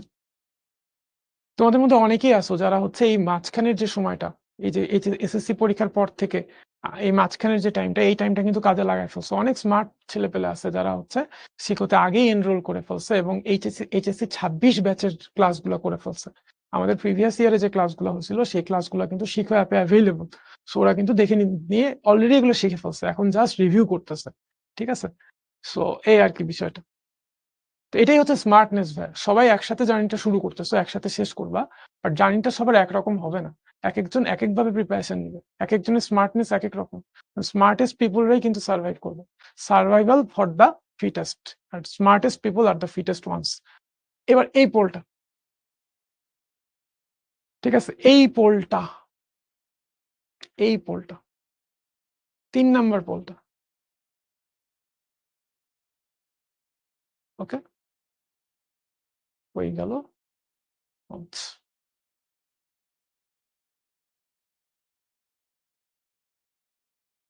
কোন বিন্দুর পোলার স্থানাঙ্ক 530 ডিগ্রি হইলে কার্তেসীয় স্থানাঙ্ক নিচের কোনটা? কোন বিন্দুর পোলার স্থানাঙ্ক যদি 530 ডিগ্রি হয় তাহলে কার্তেসীয় স্থানাঙ্ক কোনটা হবে? ঠিক আছে, ওকে। কারো যদি ভাইয়া কোনো জায়গায় বুঝতে অসুবিধা থাকে, থাকতেই পারে, অনেকদিন পড়ালেখা থেকে বাইরে ছিল, হঠাৎ করে আজকে ক্লাস শুরু হয়ে গেল, হঠাৎ করে আজকে একদম স্বাভাবিকভাবে প্রেশার চলে আসছে অনেক। হ্যাঁ, তো সামনের ক্লাসগুলোতে কিন্তু আরো প্রেশার আসবে। তো এই কারণে অনেকেরই হয়তো বুঝতে অসুবিধা হতে পারে, কোনো জায়গায় হয়তো অনেক আছে আমার সাথে আজকে প্রথম, এই কারণেও হয়তো অসুবিধা হতে পারে, একজন টিচারের সাথে কোপ আপ করতেও কিছুদিন টাইম লাগে। সো সবকিছু মিলে যদি কোথাও তোমার বুঝতে প্রবলেম থাকে, সেই প্রবলেমটা যদি তুমি পরবর্তীতে সলভ করে না নাও, বুঝে না নাও, তাহলে এটা কিন্তু তোমাকেই সাফার করাবে, আমাকে না। সো তোমাকে কি করতে হবে, যেই জায়গাগুলোর প্রবলেম, সেই জায়গাগুলো পরবর্তীতে এই ক্লাসটা, লাইভ ক্লাসটা শিখো অ্যাপে রেকর্ডেড আকারে থেকে যাবে, ওখান থেকে কভার করে নিতে হবে, ঠিক আছে। তো পুরো ভিডিওটা সবাইকেই বলবো, এই ক্লাসের ক্লাস নোটটা তোমাদেরকে আমি তুলতে নিষেধ করছি, তার মানে এই না যে ক্লাস নোট তুমি তুলবা না। তুমি এই ক্লাসটা সবাই প্রত্যেকেই আরেকবার অ্যাটলিস্ট করবা। হ্যাঁ, আরেকবার করবা, এবং যখন করবা তখন তুমি ক্লাস নোটটা তুলবা, যে জায়গায় দরকার পজ করতে পারবা, চালাইতে পারবা, সবকিছুই তুমি তখন করতে পারবা, ইচ্ছা মতো তুমি চালাতে পারবা, ঠিক আছে। ওকে, চাইলে স্পিডটাও ডাবল করে নিতে পারবা। টাইম শেষ করে দিই আমি, হ্যাঁ। অঙ্কটা অত কঠিন না, এত টাইম দেওয়ার মতো। আমাদের কার্তেসীয় স্থানাঙ্ক বের করতে বলছে, আমরা জানি x equals to r cos theta. x equals to কি ভাইয়া? r cos theta. এখানে r মানে হচ্ছে কত? r মানে 5, আর থিটা মানে হচ্ছে 30 ডিগ্রি। মানে cos 30 ডিগ্রি ভ্যালু কত? cos 30 ডিগ্রি ভ্যালু হচ্ছে √3/2। তাহলে এটা আসতেছে তোমার 5√3/2। এবার y মানে আমরা কি জানি? y মানে আমরা জানি হচ্ছে r sin থিটা, ঠিক আছে। এটা হচ্ছে 5 sin 30 ডিগ্রি এখন sin 30° ভ্যালু কত ভাই? sin 30° ভ্যালু হচ্ছে হাফ, তাহলে এইটা হচ্ছে তোমার 5/2, ঠিক আছে? তাহলে এটা কোনটা আসতেছে? 5√3/2, 5/2, অপশন সি হচ্ছে আমাদের এটা রাইট আনসার।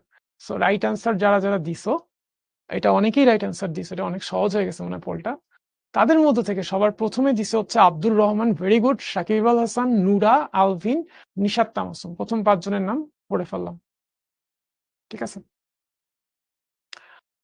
ওকে,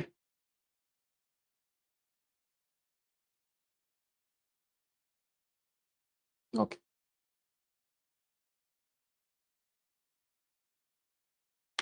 বলছো ভাই কোন ক্যালকুলেটর কিনবা?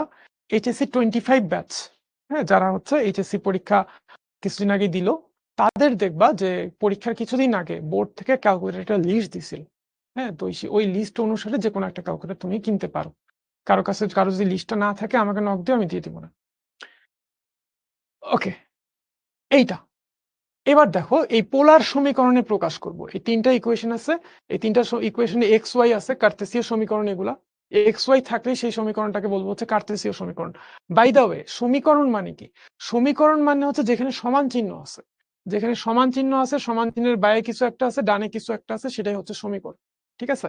সমীকরণ মানে আমি সহজ ভাষায় বলবো যেখানে সমান চিহ্ন আছে, ওকে? আর এই সমীকরণ প্রত্যেকটাতেই দেখো এক্স বা ওয়াই আছে, যেখানে এক্স অথবা ওয়াই বা দুইটাই আছে সেটাকে আমরা বলবো কার্তেসীয় সমীকরণ। এই কার্তেসীয় সমীকরণকে আমরা কি করব? পোলার সমীকরণে কনভার্ট করব। কার্তেসীয় সমীকরণকে পোলার সমীকরণে কিভাবে কনভার্ট করব, চলো এবার আমরা একটা একটা করে দেখি। আমাকে পোলার সমীকরণে প্রকাশ করতে বলছে, প্রথমে 1 নাম্বারটা করতেছি। 1 নাম্বারটা কি বলছে? y = mx + c, ঠিক আছে? তো y মানে আমরা কি জানি ভাইয়া? y মানে জানি হচ্ছে r sin থিটা, y মানে জানি r sin থিটা, m হচ্ছে একটা কনস্ট্যান্ট, c হচ্ছে একটা কনস্ট্যান্ট, এটার ভ্যালু 2 3 5 6 এরকম কিছু একটা ভ্যালু হইতেই পারে। m আর c কনস্ট্যান্ট, এটার ভ্যালু 5 হতে পারে, -3 হতে পারে, 1 হতে পারে, 7 হতে পারে, 100 হতে পারে, যে কোনো ভ্যালু হতে পারে, এটা কনস্ট্যান্ট।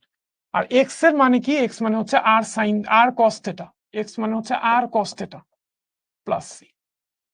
এটাই হচ্ছে এটার পোলার সমীকরণ। তুমি চাইলে এটাকে আরেকটু সুন্দর করে লিখতে পারো। আর একটু সুন্দর করে কিভাবে লিখতে পারো? পোলার সমীকরণে কিন্তু অলরেডি কনভার্ট হয়ে গেছে। কিভাবে বুঝলাম অলরেডি কনভার্ট হয়ে গেছে? দেখো এই যে সমীকরণটা সমান চিহ্ন আছে, সেটা একটা সমীকরণ। এই সমীকরণে কি কোথাও এক্স আছে? নাই ভাই। কোথাও কি ওয়াই আছে? নাই। এক্স ওয়াই কোনোটাই নেই, তাহলে এটা একটা পোলার সমীকরণ। এখানে শুধু আর এবং থিটা থাকবে, ঠিক আছে? তাহলে এইটাকে তুমি যদি বাইরে নিয়ে আসো, তাহলে তুমি লিখতে পারো আর সাইন থিটা। আর একটু সুন্দর করে লিখলে অনেক সময় টিচাররা খুশি হয়, বাট অলরেডি আমার আনসার চলে আসছে। m into R cos theta equals to হচ্ছে c। আমি এটাকে বাইরে নিয়ে আসছি।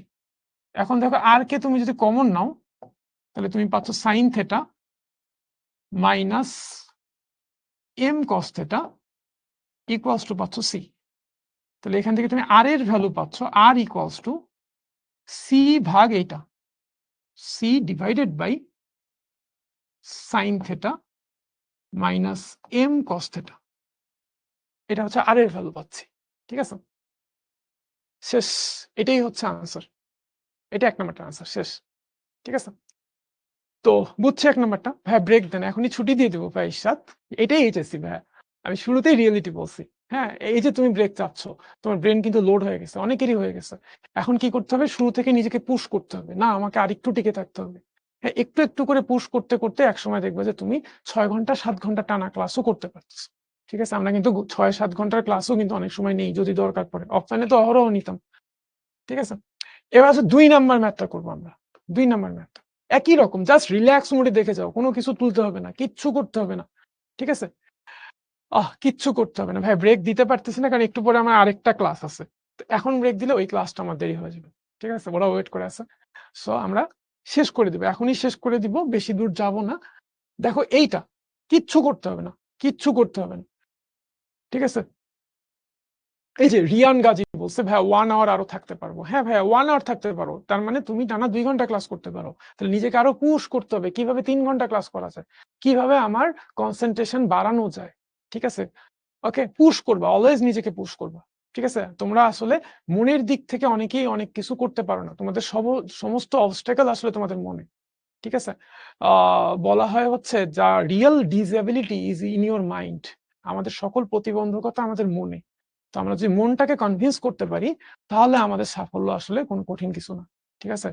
All you need to do just to convince your mind, because all the disability is in your mind. সকল প্রতিবন্ধকতাই আমাদের মনে। সো মনটাকে আমরা পজিটিভ রাখবো, চেষ্টাটাকে পজিটিভ রাখবো। ঠিক আছে? না পারার কিচ্ছু নাই, নতুন কিছু শেখাচ্ছি না তো, নতুন কিছু শেখানো শেষ হয়ে গেছে, এখন অঙ্ক করতেছি। দেখো এই অঙ্কটা এক্স এর জায়গায় কি লিখবো ভাইয়া? আর কস থেটা। ওয়াই এর জায়গায় লিখবো আর সাইন থেটা, ওয়াই এর জায়গায় লিখবো আর সাইন থেটা। তবে হ্যাঁ, একটু খেয়াল করো, 2 নম্বর ইকুয়েশনটা একটু খেয়াল করো ভাইয়া। 2 নম্বর ইকুয়েশনটা কি আছে? X square plus Y square minus thrice Y equals to 0 আছে। ঠিক আছে? একটু খেয়াল করো, আমরা এখানে একটা জিনিস শিখছিলাম, একটা ফর্মুলা শিখছিলাম, এই যে r square equals to x square plus Y square. X square plus y স্কোয়ারের জায়গায় কি লিখতে পারি? আর স্কোয়ার লিখতে পারি। এক্স স্কোয়ার প্লাস ওয়াই স্কোয়ারের জায়গায় কি লিখবো? R square. ঠিক আছে? এখন তাহলে দেখো,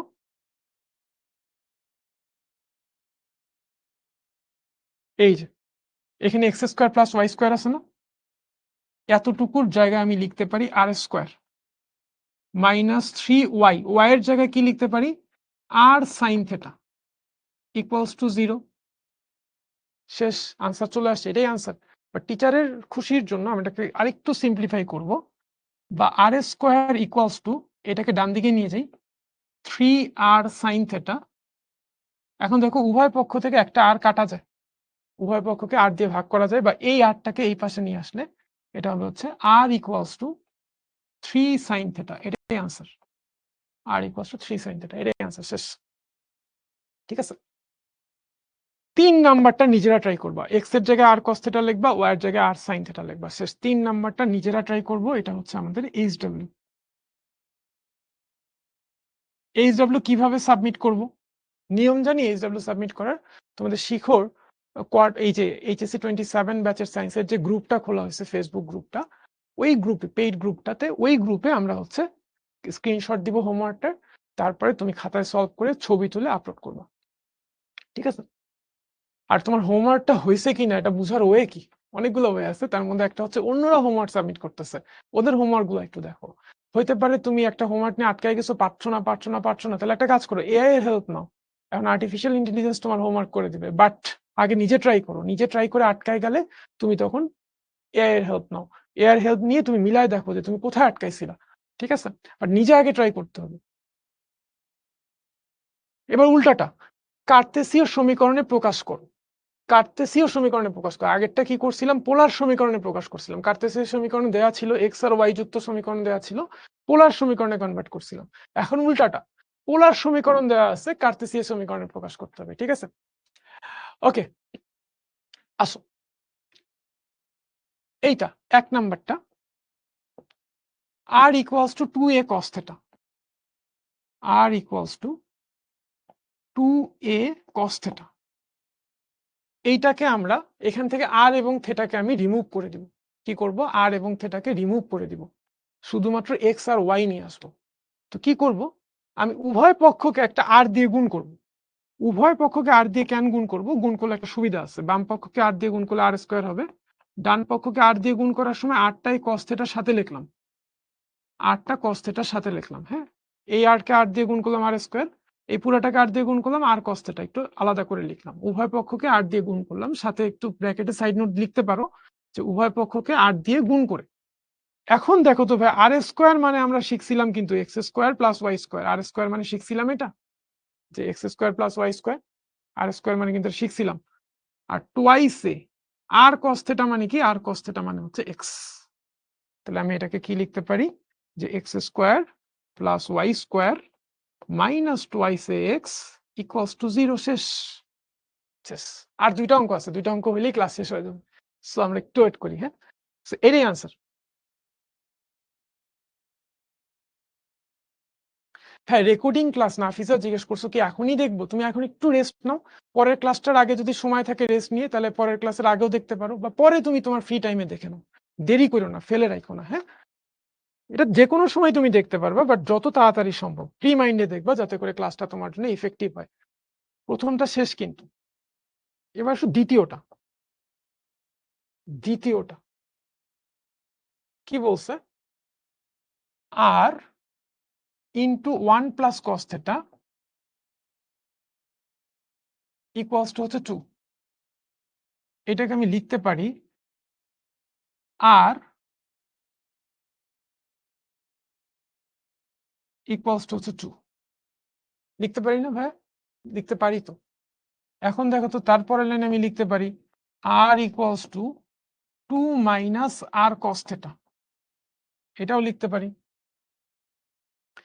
r equals to 2 minus r cos theta.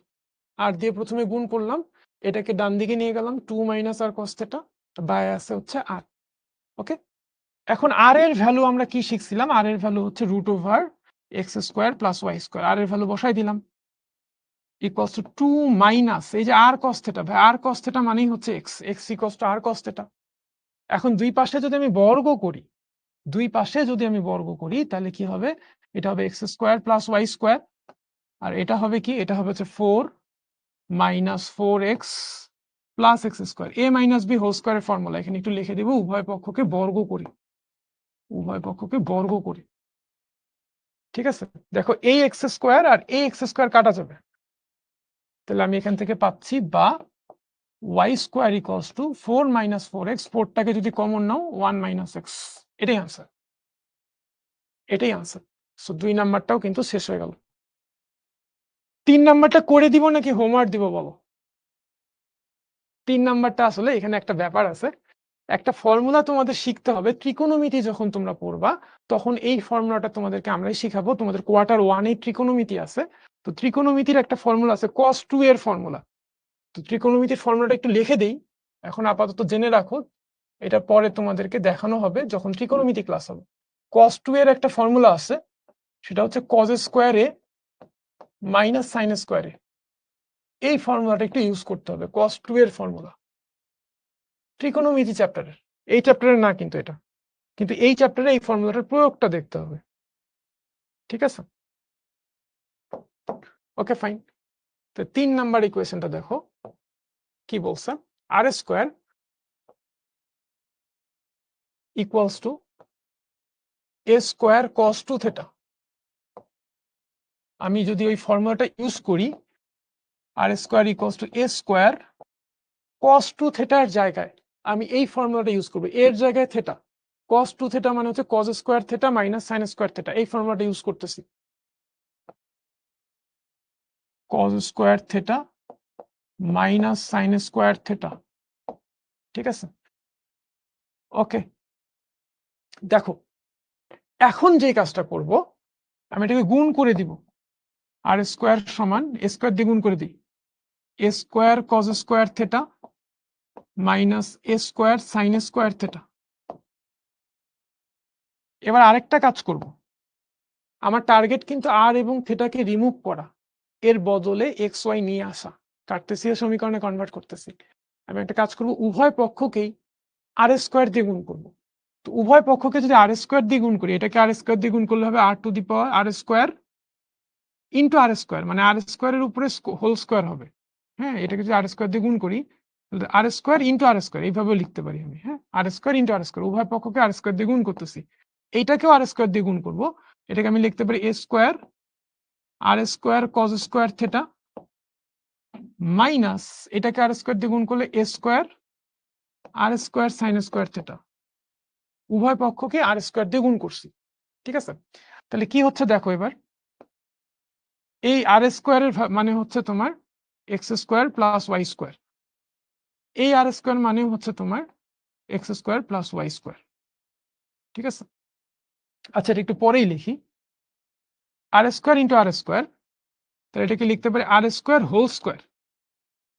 এটা তো লিখতে পারি তাই না, আর স্কোয়ার ইন্টু আর square, r square whole square, x into x মানে কি এক্স স্কোয়ার, তাহলে আর স্কোয়ার ইন্টু আর স্কোয়ার মানে হচ্ছে আর স্কোয়ার হোল স্কোয়ার। আর এইটা খেয়াল করো, এটা হচ্ছে a square, r square cos square থিটাকে আমি লিখতে পারি আর কস থিটা তার উপরে স্কোয়ার মাইনাস এ স্কোয়ার, এটাকে লিখতে পারি আর সাইন থিটা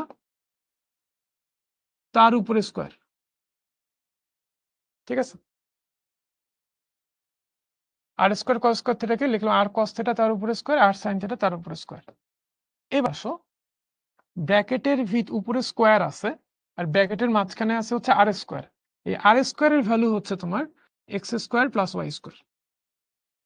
এবার আসো এ স্কোয়ার আর কস থিটা মানে কি ভাই? আর কস থিটা মানে হচ্ছে এক্স, এক্স এর উপরে square, minus a square R sine theta মানে ওয়াই, ওয়াই এর উপরে স্কোয়ার। তো তুমি যদি এ স্কোয়ার কমন নাও তাহলে X square minus Y square, অঙ্ক শেষ। শেষ, এটাই অঙ্ক। ঠিক আছে, এই লাইনটা একবার লিখে দাও, x square plus Y square whole square. Okay, শেষ। অঙ্কগুলো সবগুলো আরেকবার দেখবো, ঠিক আছে, আরেকবার দেখবো, তাহলে আমরা আরো ক্লিয়ারলি বুঝতে পারবো। ঠিক আছে, 3টা অঙ্কই করে দিলাম। এখন তাহলে কিছু হোমওয়ার্ক দিয়ে দিই। এই অঙ্কটা থাক, এটা আমরা নেক্সট ডে দেখবো না। তোমরা চাইলে একটু ট্রাই করো, হ্যাঁ, অঙ্কটা একটু ট্রাই করো। অঙ্কটা কুয়েট ভর্তি পরীক্ষা আসছিল, ইঞ্জিনিয়ারিং ইউনিভার্সিটিতে আসা কোশ্চেন। সো একটু ট্রাই করো, যা যা শেখানো হয়েছে এর আলোকে অঙ্কটা পারার কথা চেষ্টা করো। না পারলে তো আমি আসি, ঠিক আছে, না পারলে তো আমি আসি, নেক্সট ডে দেখবো। সো এটা একটা স্ক্রিনশট নিয়ে নিই, আমরা সবাই একটু স্ক্রিনশট নিয়ে নিই, এবং স্ক্রিনশট না হলে একটু ডান লিখে দিই, ঠিক আছে। আর আজকের ক্লাস যা যা পড়ানো হয়েছে মোটামুটি কারা কারা বুঝছি, কে কত পার্সেন্ট বুঝছি একটু কমেন্টে লিখে দাও, কে কত পার্সেন্ট বুঝছি। ঠিক আছে, রূপন্তী বলছে ভাই কমেন্ট দিব না পোস্ট করব? হ্যাঁ, এই গুলো পোস্ট করে দিব, পোস্ট করে দিব তোমাদের শিখর যে পেইড গ্রুপটা আছে এইচএসসি 27 এর সায়েন্সের, সেই গ্রুপে পোস্ট করে দিব। ঠিক আছে, এইটা এইটা একটা পোল, এই পোলটা দেখো আমি করে দিই তোমাদেরকে। এইটাকে পোলার সমীকরণের কার্তেসীয় সমীকরণ কোনটা? এটা একটা পোলার সমীকরণ, এটা কার্তেসীয় সমীকরণে কনভার্ট করতে হবে। আমি একটা কাজ করি, এই ইকুয়েশনটাকে আমি আর স্কোয়ার দিয়ে গুণ করি। আর স্কোয়ার দিয়ে ইকুয়েশনটাকে তো নর্মালি এরকম, sine theta cos theta equals to হচ্ছে 1। আমি যদি উভয় পক্ষকে আর স্কোয়ার দিয়ে গুণ করি, এটাকেও আর স্কোয়ার দিয়ে গুণ করলাম, এটাকেও আর স্কোয়ার দিয়ে গুণ করলাম, উভয় পক্ষকে আর স্কোয়ার দিয়ে গুণ করলাম। পরের লাইনে আমি আরটাকে সাইন থেটার সাথেও লিখতে পারি, একটা আর কে দিলাম সাইন থেটার সাথে, আরেকটা আর কে দিলাম কস থেটার সাথে। এই আর স্কোয়ারের মধ্যে তো দুইটা আর আছে, একটা আর কে সাইন থেটার সাথে, আরেকটা আর কে কস থেটার সাথে দিলাম। আর আর স্কোয়ার ইন্টু 1 মানে তো আর স্কোয়ার। ঠিক আছে, এখন এইটা মানে কি ভাই? এটা মানে হচ্ছে ওয়াই, এইটা মানে হচ্ছে তোমার এক্স, আর আর স্কোয়ার মানে হচ্ছে X square plus Y square. তাহলে তুমি কি পাচ্ছ? X square plus Y square minus X Y equals to 0 পাচ্ছ। অপশন বি হচ্ছে এটা রাইট আনসার। ঠিক আছে, আরো কিছু হোমওয়ার্ক, এই হোমওয়ার্ক গুলো একটু স্ক্রিনশট নিয়ে নাও, স্ক্রিনশট না হলে একটু ডান লিখে দিও ভাইয়াকে। ঠিক আছে, অলরেডি সবাই আমার আগে অঙ্কটা করে বি বি লিখতেছো, অপশন বি। হ্যাঁ ঠিক আছে, তার মানে ঠিকঠাক বুঝছো তোমরা।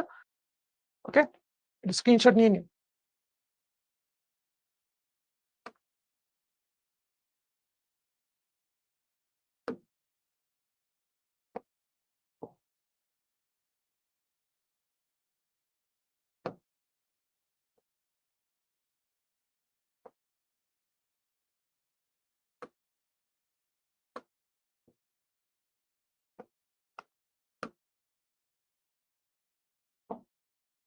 ওকে, ওকে, ক্লাস টাইমের পরেও 15 মিনিট চলে গেল। আসলে এর পরের ক্লাসগুলো হয়তো আমার আধা ঘন্টা 1 ঘন্টা 2 ঘন্টা এক্সটেন্ড করতে হইতে পারে। এইভাবেই চলে এইচএসসি এর ক্লাস। সো প্রথম দিন থেকে কিছুটা রিয়েলিটি হয়তো বা বুঝতে পারতেছো। আসো তোমাদেরকে একটা গল্প শুনি। গল্পটা হচ্ছে খুবই রিয়েল একটা গল্প, আমার বানানো কোনো গল্প না, খুবই বাস্তব একটা গল্প। এই যে এই স্ক্রিনটাতে একজন মহিলাকে দেখতে পাচ্ছ, যিনি হচ্ছে এভারেস্ট জয় করতেছে, পর্বতে উঠতেছে। তো ইনার নাম হচ্ছে অরুণিমা সিনহা। অরুণিমা সিনহার নাম তোমরা কেউ শুনছো? অরুণিমা সিনহা ছিল ভারতের national volleyball player, national volleyball player, national টিমে খেলতো। অরুণিমা সিনহা 2011 সালের 11ই এপ্রিল লখনৌ থেকে দিল্লিতে যাচ্ছিল ট্রেনে করে। তো ট্রেনে সাধারণ একটা কামরায় উঠছে, এবং এই কামরার মধ্যে রাত্রেবেলা যাচ্ছিল, ট্রেন জার্নি, একাই ছিল, কামরায় আরো অনেক লোকজন ছিল। এর মাঝখানে করলো কি, একদল ছিনতাইকারী তার ব্যাগটা টান দেয়। তো সে যেহেতু একটু স্পোর্টস এর সাথে রিলেটেড আর ইনভলভ, সেও আসলে একটু মানে ব্যাগটা সহজে দিতে চায় না। তো ব্যাগটাও দিচ্ছে না, ছিনতাইকারীরাও তাকে ঘিরছে। তো সবকিছু মিলে তাকে কেউ হেল্পও করেনি, যদিও কামরার মধ্যে অনেক লোকজন ছিল, খালি ছিল না কামরাটা। তো ছিনতাইকারীরা করছে কি, তাকে এক পর্যায়ে ট্রেন থেকে ধাক্কা দিয়ে ফেলে দিছে। রানিং ট্রেন থেকে পড়ে গেছে পাশের লাইনে। হ্যাঁ? কয়েকটা লাইন তো প্যারালাল থাকে, পাশের লাইনে পড়ে গেছে। পড়ার কিছুক্ষণ পর আরেকটা ট্রেন আসছে বিপরীত দিক থেকে, তার পায়ের উপর দিয়ে চলে গেছে। অলরেডি সে একটা রানিং ট্রেন থেকে পড়ছে। এরপরে ওই রাতেই আরেকটা ট্রেন তার উপর দিয়ে চলে গেছে। তার যখন জ্ঞান ফিরে আসে সে তখন ওঠার চেষ্টা করে। উঠতে চেষ্টা করে সে আসলে উঠতে পারল না। খেয়াল করে দেখলো তার একটা পা তো পুরাটাই নাই। আরেকটা পার হাড্ডি-গুড্ডি সব ভেঙে গেছে। তো মানুষজন দেখে তাকে ঐখান থেকে হসপিটালে নিল। হসপিটালে কয়েক মাস থাকার পরে কিছুটা সুস্থ হইল। একটু উঠে-টুঠে বসতে পারে, পেপার পত্রিকা পড়তেছে। হসপিটালের বেডে শুয়ে। তখন দেখলো কিছু পেপারে রিপোর্ট করছে national volleyball player Arunima Sinha ফ্যামিলির সাথে ঝগড়া করে আত্মহত্যার চেষ্টা করে ট্রেন থেকে ঝাঁপ দেয়। তো বুঝতে পারতেছো তার সিচুয়েশনটা। এরকম একটা সিচুয়েশনে এই নিউজ দেখে সে মেন্টালি আরো ডাউন হয়ে যায়। ঠিক তখনই সে ডিসিশন নেয় সে হচ্ছে এভারেস্ট জয় করবে। বিশ্বের সর্বোচ্চ শৃঙ্গ এভারেস্ট, সে এভারেস্ট জয় করবে। তার অ্যাক্সিডেন্টটা ঘটছিল কিন্তু ২০১১ সালের ১১ই এপ্রিল। সে তখন কোন রকমে একটু যখন হাঁটাচলা করতে পারে, বাম পাটা পুরাটাই আর্টিফিশিয়াল পা, আর ডান পায়ে হচ্ছে অনেক লোহার রড-টড লাগানো আরকি। এরকম একটা ভঙ্গুর অবস্থায় সে যায় একজনের কাছে প্রশিক্ষণ নিতে। তো যার কাছে প্রশিক্ষণ নিতে যায় সেও আসলে দেখে খুব অবাক হয়ে যায় যে এরকম একটা সিচুয়েশন থেকে কেউ আসলে এত বড় একটা পাহাড়ে ওঠার চিন্তা করতেছে। এটা তো আসলে কখনো সম্ভব না। তাকে অনেক বুঝানো হয় কিন্তু সে নাছোড়বান্দা। সে ট্রেনিং নিবেই নিবে। ট্রেনিং শুরু হইল। রাস্তা থেকে বেস ক্যাম্পে যাইতে অন্যান্য মাউন্টেনারদের যখন ২ থেকে ৩ মিনিট লাগতো, সেই একই রাস্তা অতিক্রম করতে তার ২ থেকে ৩ ঘন্টা লাগতো। মানুষ যে রাস্তাটা ২ মিনিটে অতিক্রম করে তার সেটা ২ ঘন্টা লাগে। এইভাবেই ট্রেনিং শুরু হলো। আস্তে, আস্তে সেই চ্যালেঞ্জ গুলোকে ওভারকাম করা শুরু করলো এবং সবার আগে একটা সময় আসলো যখন সে রোড থেকে বেস ক্যাম্পে সবার আগে পৌঁছায় যাইত এই অবস্থায়। ট্রেনিং শুরু হইলো, মাউন্টেইনে ওঠা শুরু হইলো, এভারেস্ট জয় শুরু হইলো। এভারেস্টে উঠতে গেলে কিন্তু এই যে কিছু শেরপাও থাকে সাথে, হ্যাঁ? নেপালি শেরপা থাকে। ওরা সবকিছু মানে ব্যাগ, অক্সিজেন সিলিন্ডার এগুলো নিয়ে থাকে। সাপোর্ট দেয়, হ্যাঁ? তো এর সাথে কোনো শেরপা যাচ্ছিল না। নিজেরই ভাঙা অবস্থা। এর সাথে কোন শেরপা যে তার প্রাণটাকে বিসর্জন দিবে। সো এ হচ্ছে যাচ্ছিল। তো শেষমেশ সে একটা শেরপা ম্যানেজও করছে। করে সে হচ্ছে এভারেস্টের উঠতে একসময় খুব কাছাকাছি চলে আসছে। এমন সময় তার অক্সিজেনের সিলিন্ডার প্রায় শেষের দিকে অক্সিজেন। সে যদি ওঠে তাহলে ফেরার সময় আর অক্সিজেন থাকবে না। বেস ক্যাম্প পর্যন্ত সে আর পৌঁছাইতে পারবে না। তো তারপরেও হ্যাঁ, এত দূর আসছে সে কি ফিরে যাবে? সে শেষমেশ এভারেস্টে ওঠে। হ্যাঁ? ফিরতে পারবে কি পারবে না সেটা আর সে চিন্তা করে নাই। সে উঠে গেছে। ওঠার পরে যখন নামা শুরু করলো, ভাগ্যক্রমে আরেকজন বিদেশী ব্রিটিশ একজন মাউন্টেইনার ছিল, যার ২ টা যার ২ টা সিলিন্ডার ছিল এবং সে আবহাওয়া খারাপ দেখে সিদ্ধান্ত নেয় সে বেস ক্যাম্পে ফিরে যাবে। পরের দিন যাত্রা শুরু করবে আবার। তো তার বোঝা কমানোর জন্য সে একটা সিলিন্ডার রেখে আরেকটা সিলিন্ডার নিয়ে নিচে নেমে যায়। তার ফেলে যাওয়া সিলিন্ডারটা নিয়ে সে নিচে নামে। এই ঘটনাটা ঘটে হচ্ছে ২০১৩ সালের ২১ মে। অ্যাক্সিডেন্টটা ঘটছিল ২০১১ সালের ১১ এপ্রিল। আর এভারেস্ট জয় করে হচ্ছে ২০১৩ সালের ২১ মে। মানে ২ বছরের ব্যবধানে সেই ভাঙাখোড়া অবস্থায় বাম পা আর্টিফিশিয়াল, ডান পা ভাঙাচোরা রড বসানো। এই অবস্থা থেকে সে হচ্ছে এভারেস্ট জয় করে। এই এভারেস্ট জয়ের ঘটনা কিন্তু মানে সচরাচর মানে এটা কিন্তু খুবই কষ্টসাধ্য একটা ব্যাপার। মাউন্টেনারদের যারা পর্বতারোহী থাকে তাদের সারা জীবনের স্বপ্ন থাকে মাউন্ট এভারেস্ট জয় করবে।